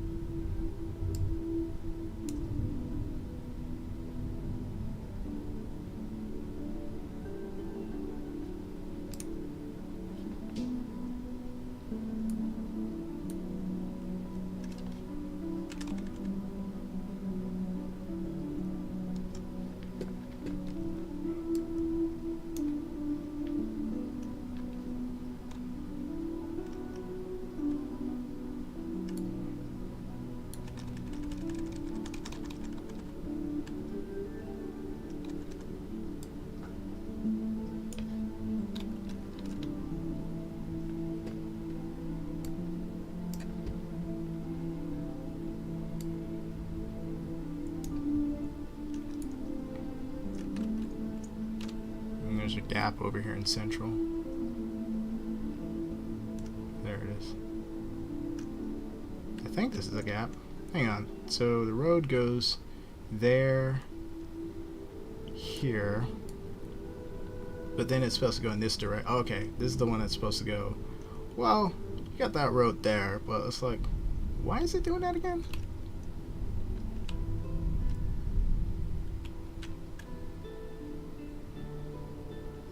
I think this road was supposed to go to the west Savannah right there. I'm not sure where this was. This was going somewhere, but then it just cut off.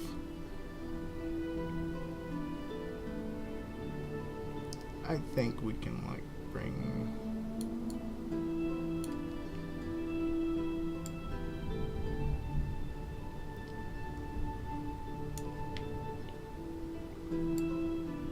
I'm not sure which one of these roads would be for the cars.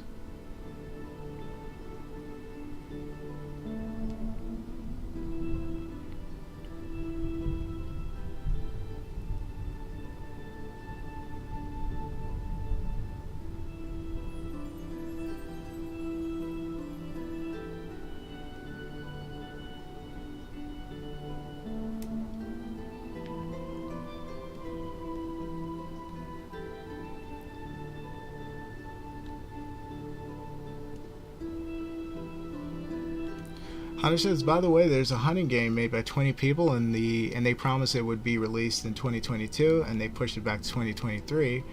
What a shame. Why big companies take a lot of time to finish a game? Well, I've ranted about this on several occasions on this stream, but that a lot of time has to do with bugs.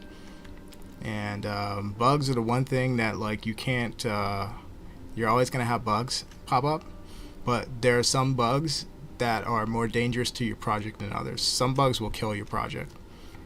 Some bugs kill games entirely, and there's a level of bug that will kill an indie game, no problem, and it will also kill a AAA game, no problem.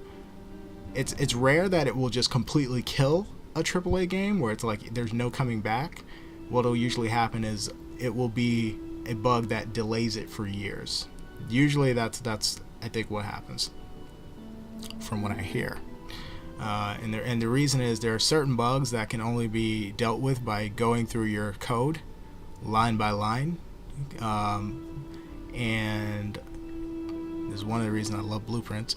But like and if you have to do that and you're a team of 20 that's written so much code that it takes you months to go through your code line by line, and find the bug. And in the meantime, you can't make any changes until the bug is found, because you're basically writing to a corrupted game already. It can easily kill a project or delay it by years. Easy, 100%. Those people work off budgets, and game studios, just like movie studios, do not like spending money. And then the people who are in charge, their answer is like, we are trying to fix a bug. We don't know where it is. We know it crashes the game, but we don't know where it is, and then we don't know how long it's going to take us to go through the code to find it. So when they hear that, and they know they're spending thousands and thousands of dollars every day, they'll pull the project, take the team off that game, put them on something else until they feel like they can deal with it. It easily can delay AAA games, 100%.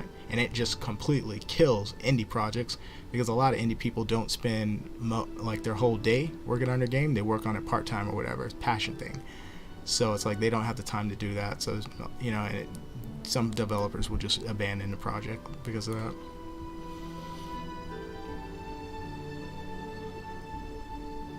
It's scary. Imagine you made a game for 60 years and then a bug kill all that you made. I mean, if you're going 60 years, I don't think a bug's gonna kill your game. It's the startups that usually get it the hardest. It's startups and indie or AAA games with very limited budgets. Some of them will put an amount. They'll carve out an amount for bug fixes in their budget and stuff. But generally speaking, bugs are just the game killers of projects. You know, they will delay a project easily, and you know, they will be the cause of things getting pushed back for years.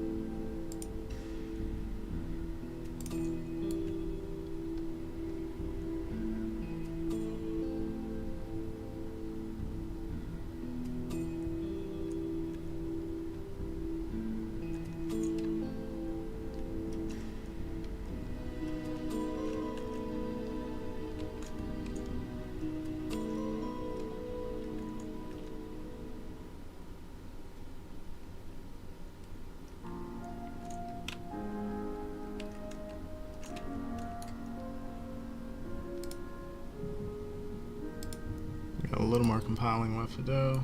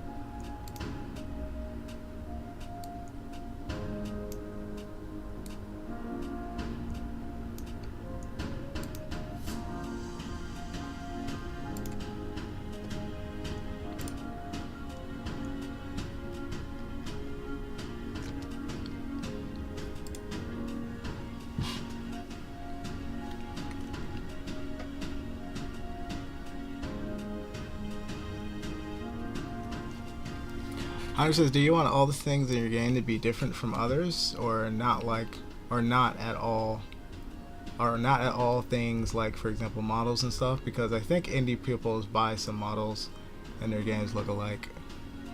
Yeah, it's just the way that things work. AAA buy plenty of models and stuff. They buy stuff from other people all the time. What happens is they do them at trade shows. When they have like, or they'll have like things hosted on their website or whatever. If you're a professional 3D artist or something like that, you can like you can get a contact. Like they don't always do unsolicited stuff, but like you can get a contact with somebody and say I have stuff that you might be interested in or whatever, or you get into a trade show and all AAA studios or whatever are there looking for stuff. The good stuff gets bought by the people with the money, and then the stuff that doesn't get sold usually goes to like third or second, like other marketplaces, like different marketplaces online, where if you're an indie, you go and you buy stuff from people from those marketplaces. They're basically whatever the AAAs didn't want to buy. So it's not the case that AAA games always make 100% of their own products. They buy plenty of stuff, and the stuff that people end up buying on smaller games is stuff that they either didn't want or they already have enough of. So, this buying stuff is just something that everybody does. But less resources, people's stuff is going to look kind of similar. I believe in doing edits and changes and stuff like that, or just not making that the focus of your game. You know what I mean?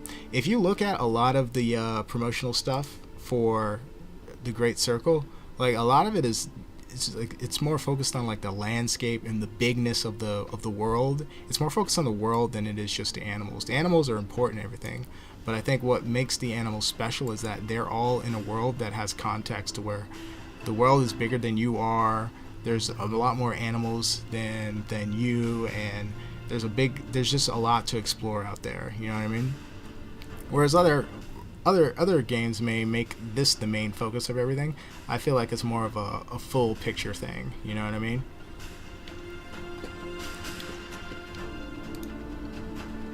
But if somebody says, "Hey, the grass looks like other grass," grass looks like grass anyways. So it's like it's not really a big deal. Nobody really cares. Players normally don't really care as long as they're like captivated by the experience that they're in. As long as they're not bored, nobody's really looking to examine that stuff. People do, but it's like a smaller section of people, and it's like you shouldn't really be looking for that kind of thing from an indie game. It's like where do you think they would get the money or time to like develop everything from scratch? It's just the way that it is. But I just want to point out, everybody does that, right? That's why AAA games, they have stuff that looks exactly the same too, because they bought from the same artist or whatever, or they hire somebody who does similar work on other projects and stuff. So it's like everyone does that. But it shouldn't be really an issue, as long as the game has enough going on that you wouldn't really care to look for that kind of stuff,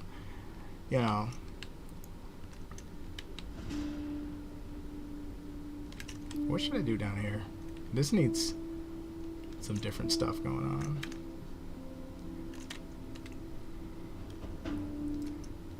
This is just green stuff. We need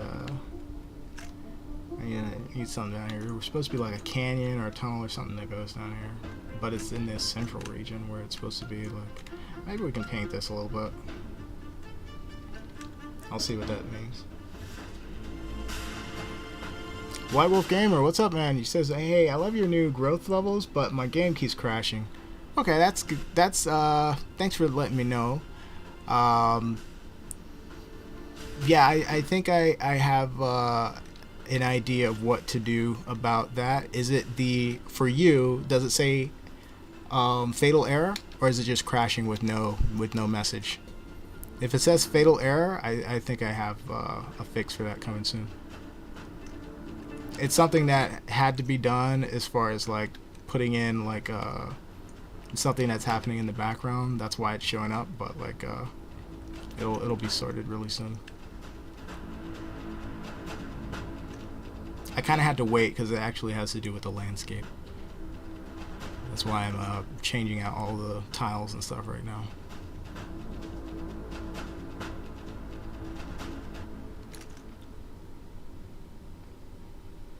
Crashing with no message. Well, that's harder to do. that's harder for me to say. Oh, I know exactly what the problem is, because it could potentially be something else. But I think it'll fix your problem. Uh, but if it only has been happening since like a recent update, that's a big clue.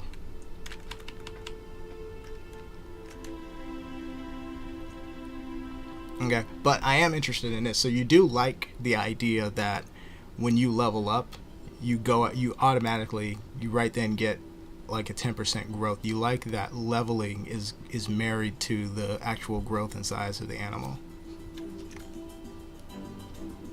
Because this is kind of a testing thing right now. I kind of want to see how it affects the gameplay.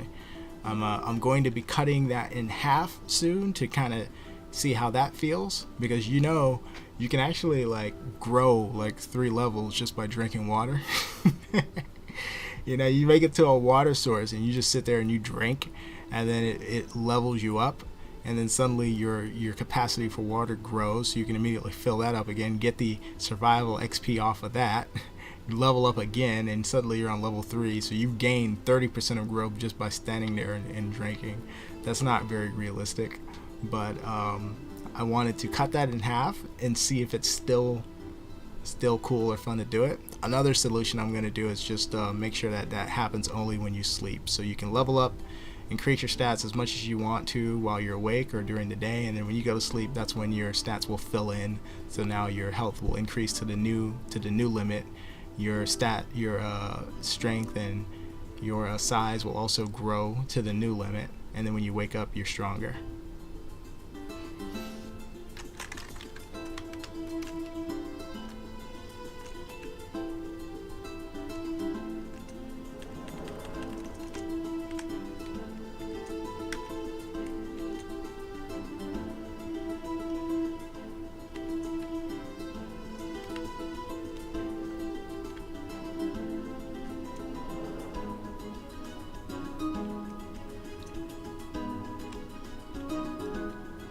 Oh, but also be sure to go into the Discord and just put a little report into the bug report thing, so that I'll remember to respond directly back to it. What I'm getting in the habit of doing now is every time somebody reports something in the bug thing, I will, as soon as like an update comes out that fixes it, I'll respond directly to that bug report message and go, this bug has now been fixed in this update, and that way everyone's thing will get addressed.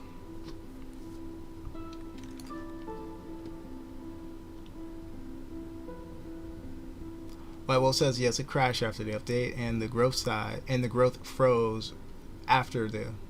Wait, yes, it crashed after the update, and the growth froze after the update. But I was a sub at level 3. It was so excited, even though I was only male. What are you trying to say, man? Male is less than? I'm just kidding. Hey, that's good. That's good. Let me ask you this: when you grew, did the skin get stuck for you? Like, that's one thing I had to I just checked on recently. I couldn't reproduce it. Like, it happened for me in the game, but I wasn't able to reproduce it in the editor. So that either means I fixed it inadvertently, or there's some other cause that's happening from Steam to player. But was it like the skin was stretched when you grew, if you remember?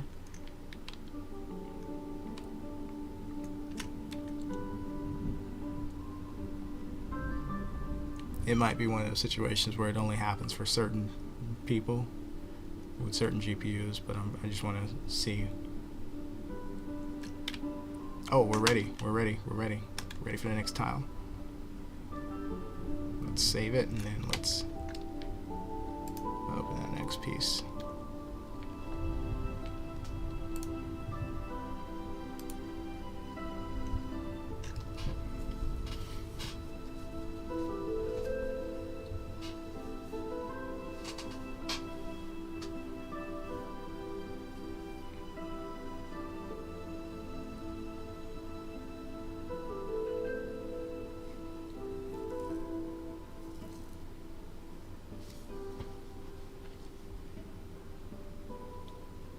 Let's get the southwest first, because that's the most reliable thing. That's also been performing well. Oh, okay, so the skin was fine for you. Okay. It's a little tricky with certain bugs. It's like For some reason, some GPUs can handle it and others have issues. But we'll get that definitely working the same way for everyone soon. Alright, let's get this other region loaded.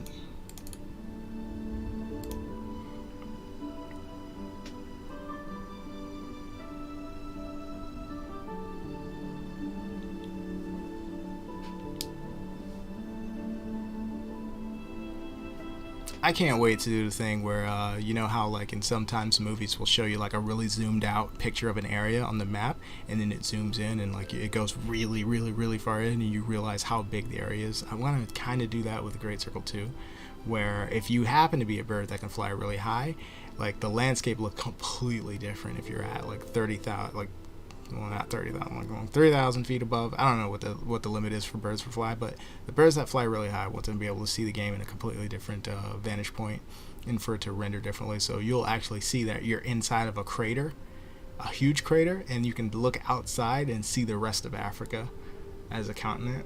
I think that'll be really freaking cool. By the way, after you see it, you die from decompression when you come back down through the atmosphere. Or whatever the thing is that birds are not supposed to fly above a certain height or something like that.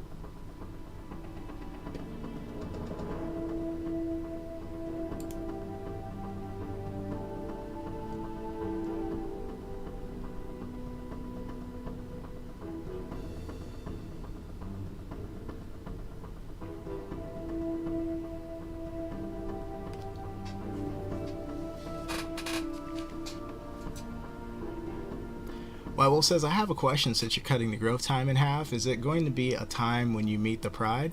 Good question. So I'm not cutting the growth time. What I'm doing is I'm cutting in half the amount of growth you get for leveling up. Right now it's 10%. I feel like that's too much.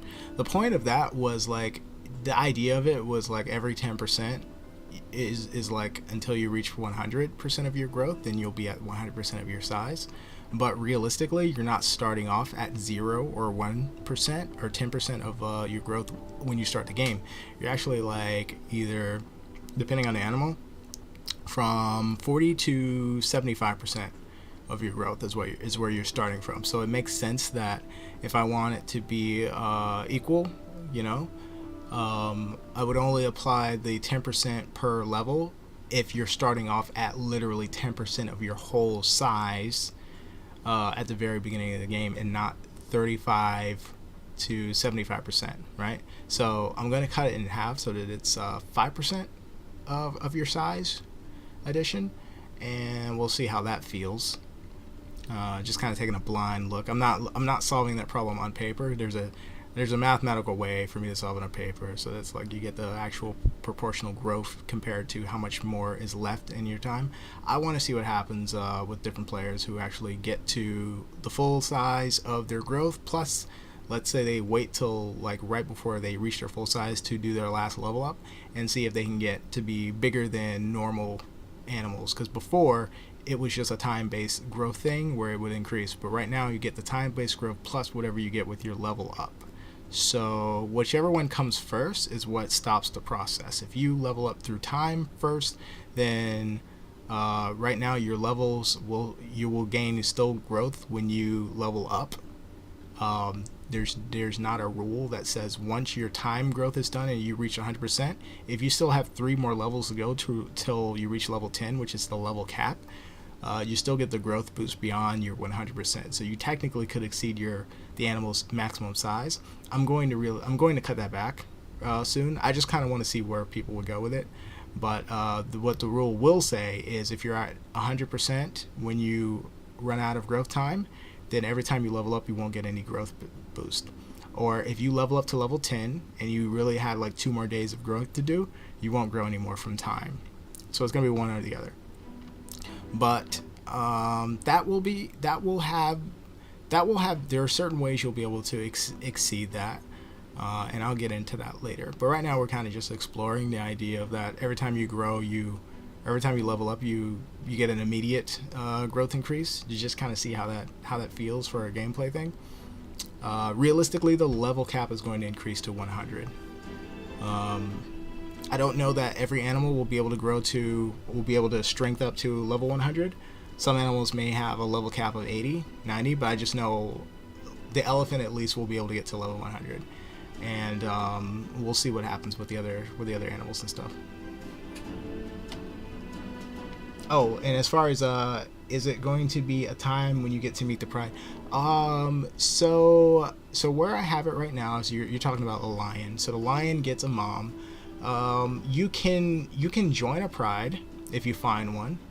Right now, however, it's limited with like pride, except like they won't attack you. But what I'm working on now is like for the animals to have first meeting greetings. So when they meet you for the first time, they'll greet you. Or if you join a group and you're new, they'll come up and they'll give you a first time kind of greeting gesture. So they'll come up to you, sniff you, or do like the mother does when she comes up to you and she does the heart emotes and you do the heart emotes automatically in response. It'll be something like that. Like there's a ritual that should happen. So the AI are gaining that ability. The mom has it and she's basically kind of testing it for the rest of the animals. You'll see that when that happens to you. You'll also just happen to see it in the wild when you see animals joining herds or meeting for the first time or whatever. They'll walk up to each other and do like first time meeting things. So I'm just working on the switch that basically shows each meeting for every animal, because every animal is unique, and then I'll like implement it for everywhere reliably.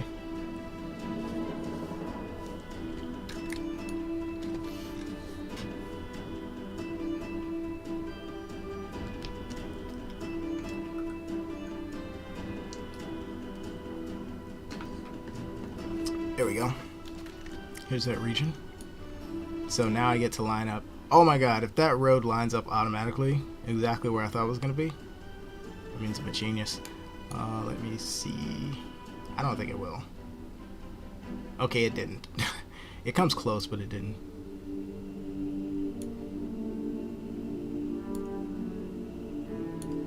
As soon as it loads, I'll be able to move the camera. Right now it's still compiling.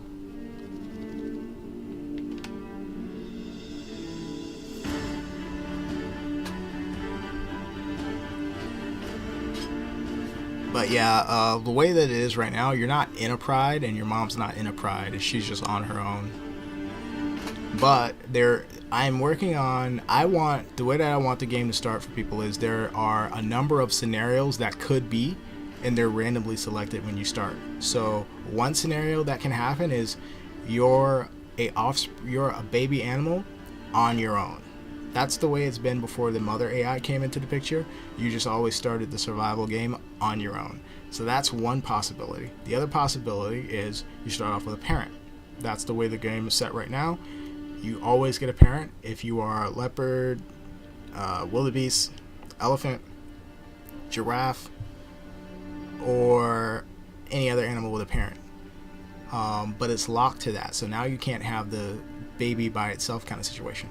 Yeah, another situation I think makes sense is starting off with parent and like say siblings. So like if a mama has a litter, so there's more than one baby, then you start off with the other babies.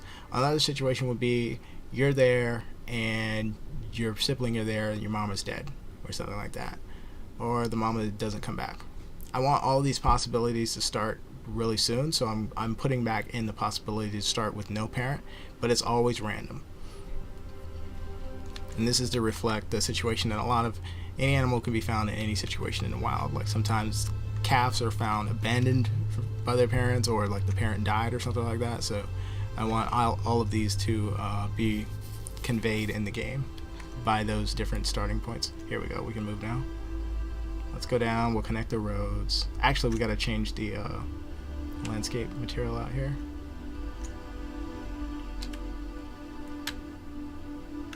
And we're gonna level that out.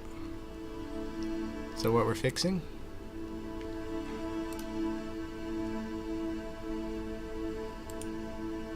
red means bad, green means good. We want to turn to red green.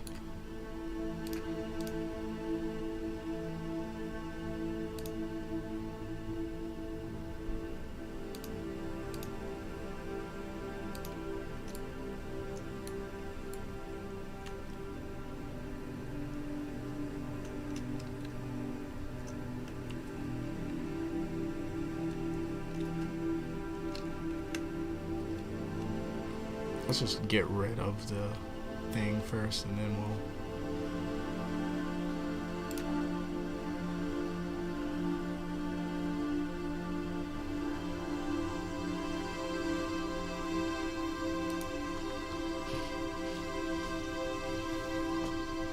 White Wolf Gamer says, "Okay, I have a few questions now, and don't worry, it's only about one animal."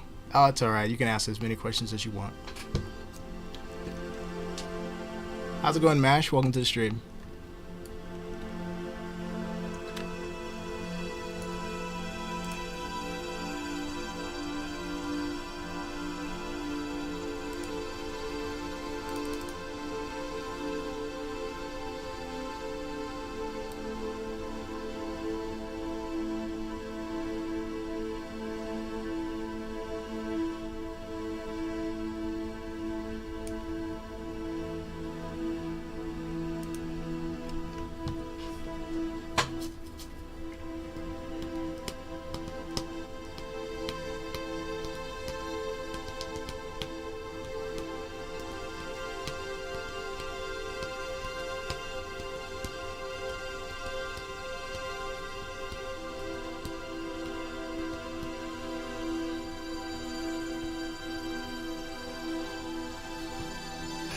Ash says, "I have a question. How do you get early access for the game and not the demo?"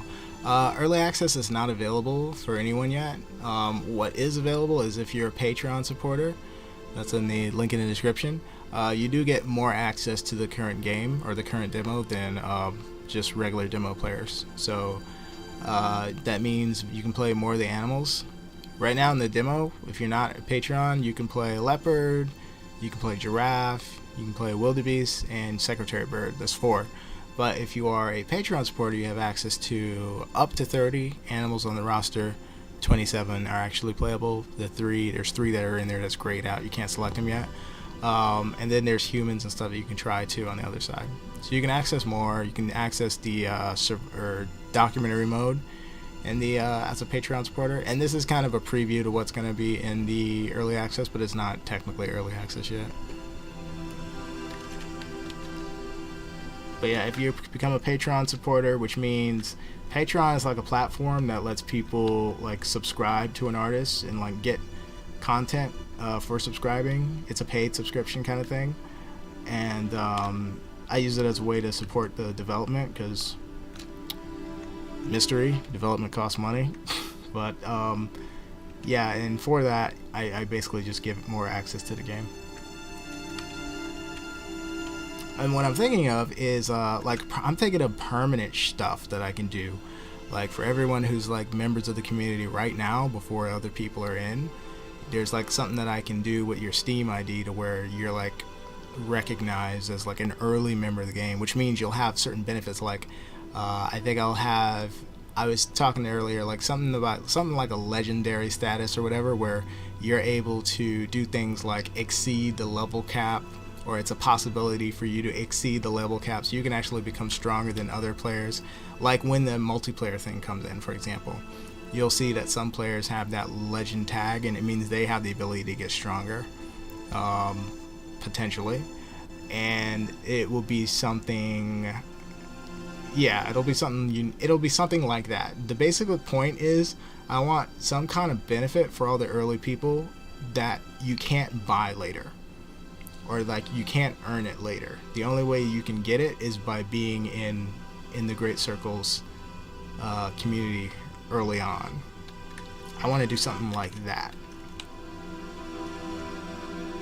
and I'll have perks and stuff for people later on, but like I want something that can't be purchased later on, or something that can't be earned, and yet something that is significant and useful. I think that would be a really cool idea.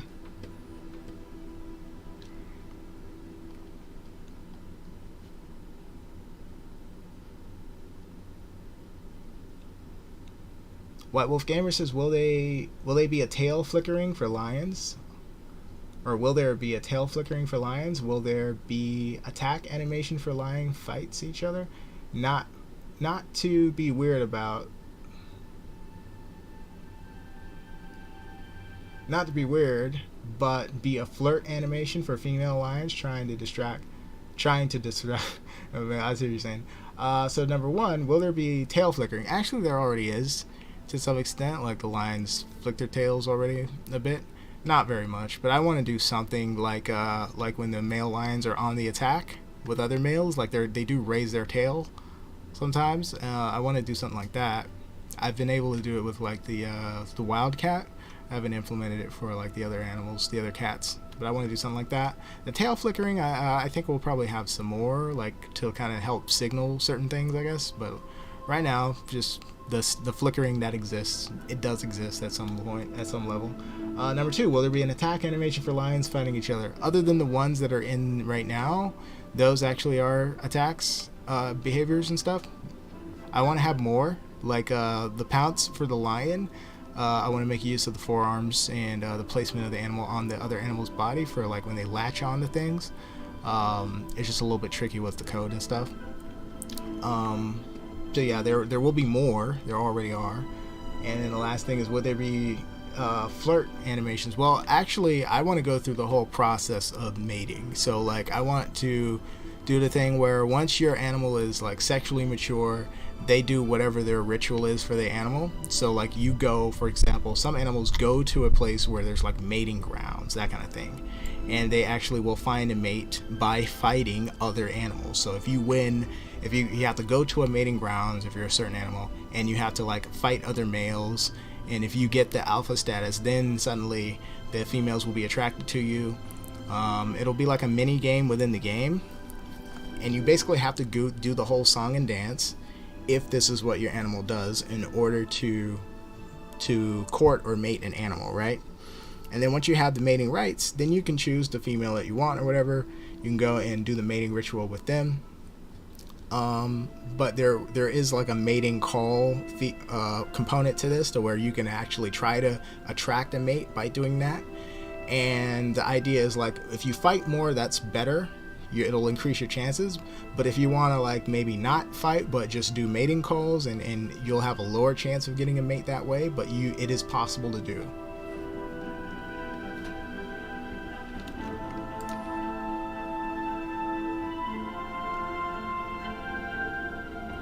As far as like a distraction thing, that sounds like a player behavior. You know what I mean? I would have to see that animals do that in order for me to program that into the AI, because I'm only doing like realistic animal behaviors and logic and stuff like that. So if I find that animals do that as an actual tactic, I will program it in.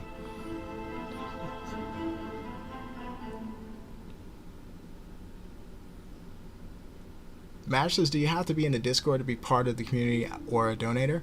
Not necessarily. You don't have to be in the Discord to be a donator. So you could donate and not join the Discord. If you join the Patreon and you're a Patreon member like that, one of the rewards of that is you get a role in Discord that identifies you as the Patreon supporter, and within that, you're able to see certain channels that other members of the Discord can't see. Like there's a channel that I stream in sometimes. There's a Patreon's only channel, and I'll put information such as just Patreon only information in there that you get for being a Patreon, and I'm able to like share things that, you know, as a reward that other people can't see.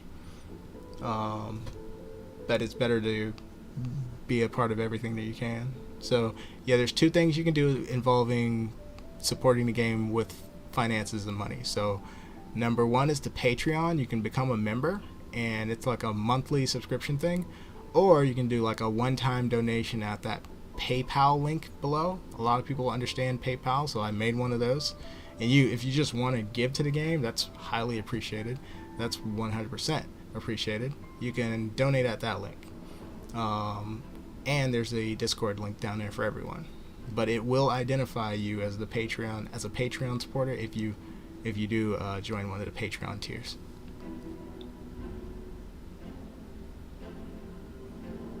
Mash says, are you going to add smuggling for lions?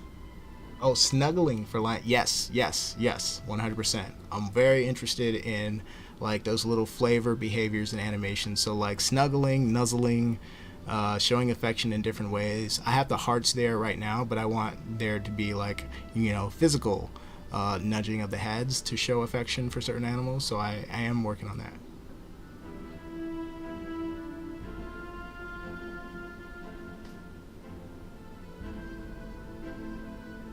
White Wolf Gamer says they do it. I'll send videos, but it's rare, I guess. I only seen 2 or 3 videos when females distract males. Oh, okay, I see what you're saying. So, like, the females that are trying to protect their cubs, for example, from the males, because they are, like, cub killers, I can understand of doing that like that.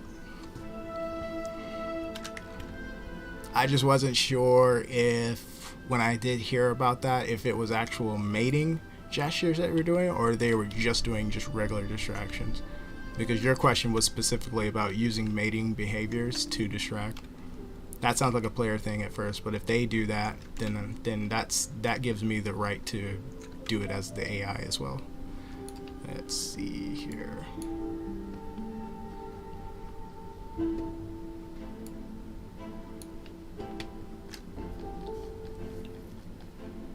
Rest talk, where is it?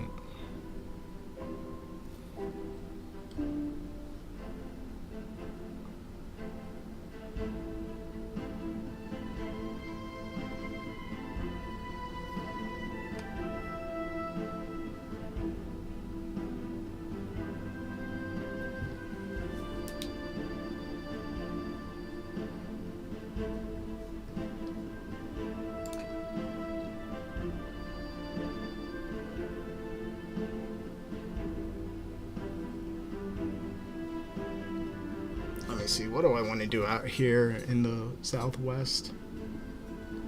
I think I want to do dry. Should I do the green, the long greens?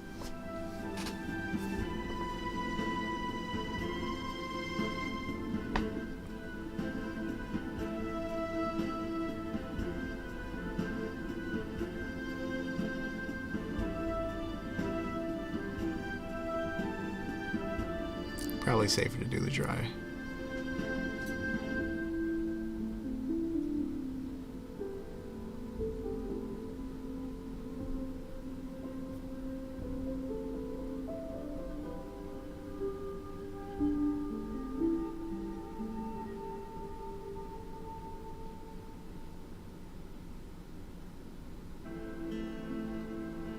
White Wolf says, yeah, true. It's like fake mating, but I get what you're saying. Yeah, the certain animals do have like a surprising amount of intelligence, like ravens are just freaking shockingly smart. But that seems like a very intelligent, intentional thing for lions to do. Here we go, it's ready. Let's replace that material.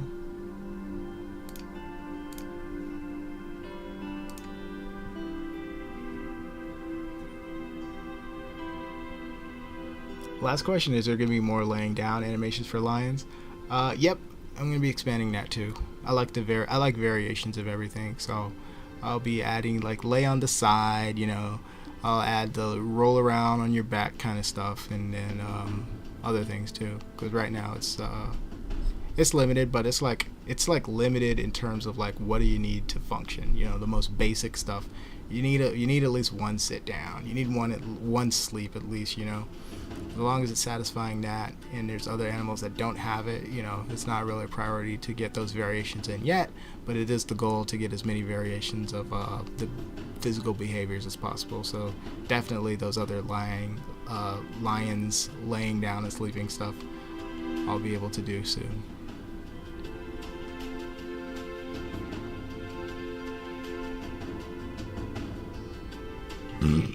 Excuse me. That piece was great. I'm still thinking about how great it was. Alright, as soon as this compiles, we're ready to go here, but luckily I can go ahead and start releasing the old data.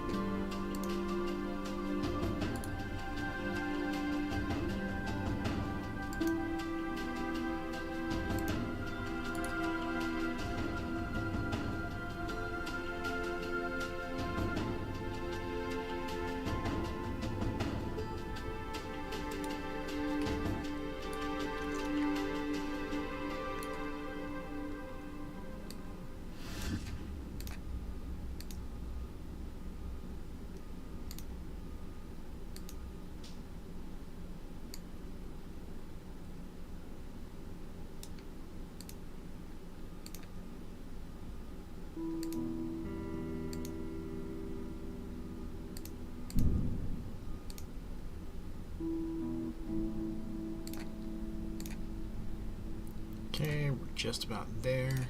Now we switch back. Switch again. Save the progress.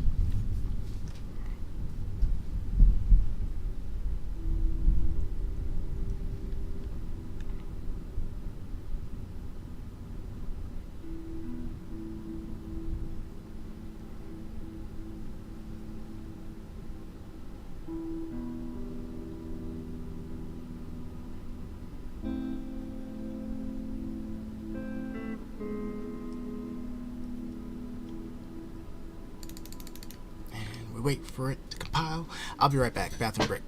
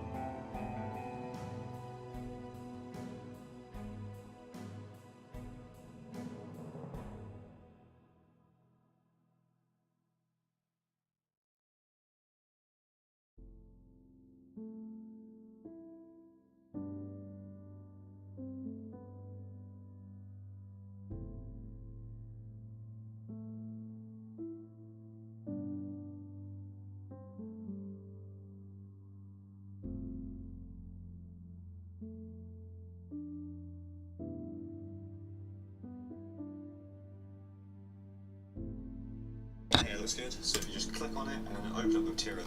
Let me see here. I'm back. Um, Well, Gamer says, I don't know if this would be more of a question or a request, but is it possible for us to sleep on command instead of waiting until sleep is all the way down? Yes, actually, requests are actually fine. I'm interested in people requesting things to add to the game to make it more enjoyable. That's perfectly fine.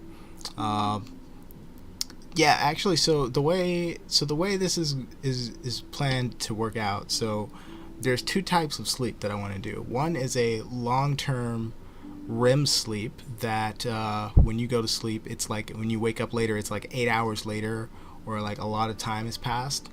And that is currently in the game, and that's the sleep that when your sleep bar runs out, your animal will just lay down and it will go to sleep and it will change. Um, the other type of sleep is like a short-term nap, right, where no time will really pass other than what you can observe, but you can rest and regenerate some stats, and that will be a on cue kind of thing.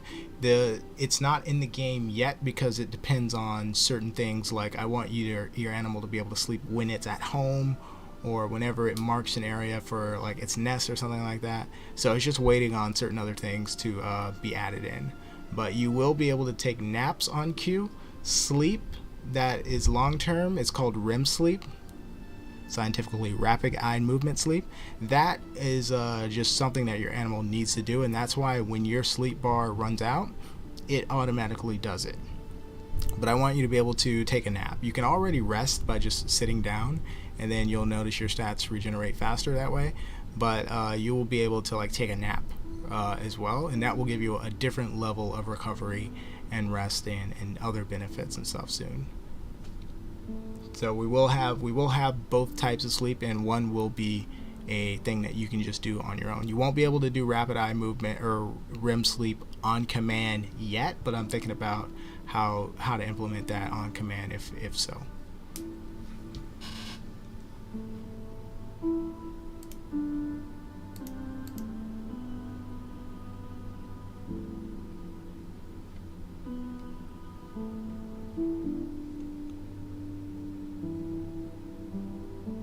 Mash says, "Are there warthogs?" Yes, actually, there is a warthog in the game. I need to do a lot of work on it, but it's in there. You can see it sometimes. They don't run in groups right now. Only the wild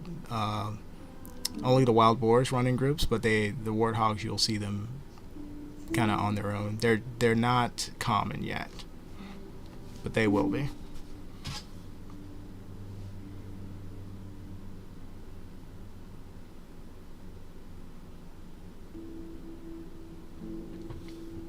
Do the warthogs have digging abilities? No, the warthogs don't. The only animal that has digging ability right now is the meerkat.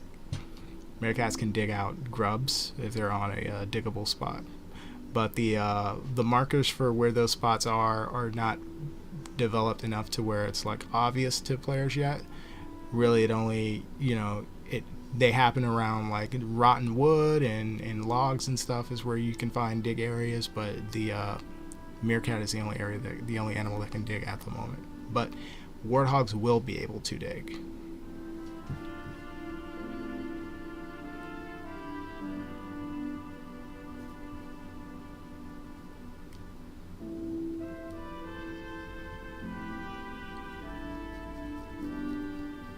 Oh, need to mute this for a second.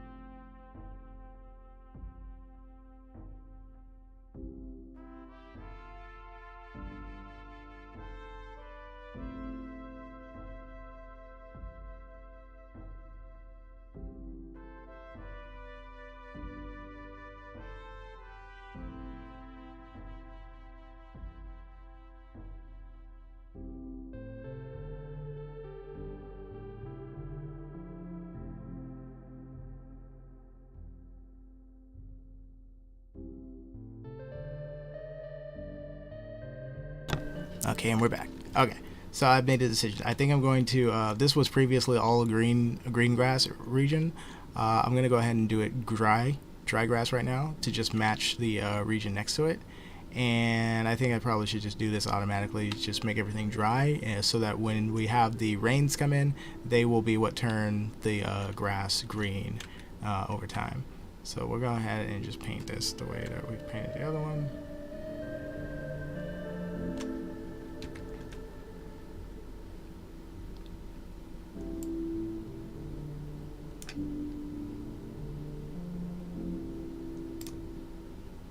So exciting, the idea that the landscape will change over time, and we can actually use time as a functional feature of the survival experience. Time being the thing that changes food or unedible regions to edible regions. Time being the thing that will allow herds to move from one region to another, changing your hunting locations and things like that. That is really, really cool and realistic. Alright, let's see here.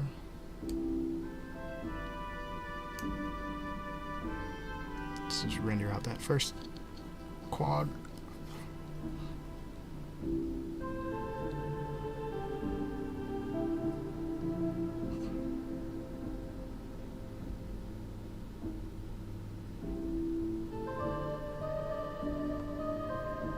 There we go, it works perfectly. Alright. So we're going to paint the border, and then we will move to smooth everything out as soon as that's done compiling.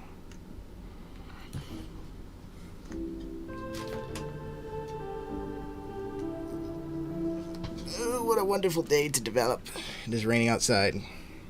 I love rain. I love overcast. I love wet days. I like to be inside during them, so I can't really say that I fully enjoy them. I just think it makes really good scenery for a creative mind.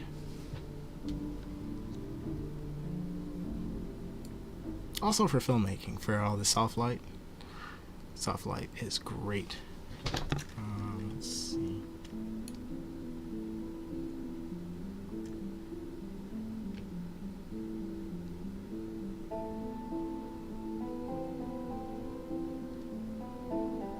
It's trying to catch up. Catch up, catch up, catch up, catch up, catch up, catch up, catch up.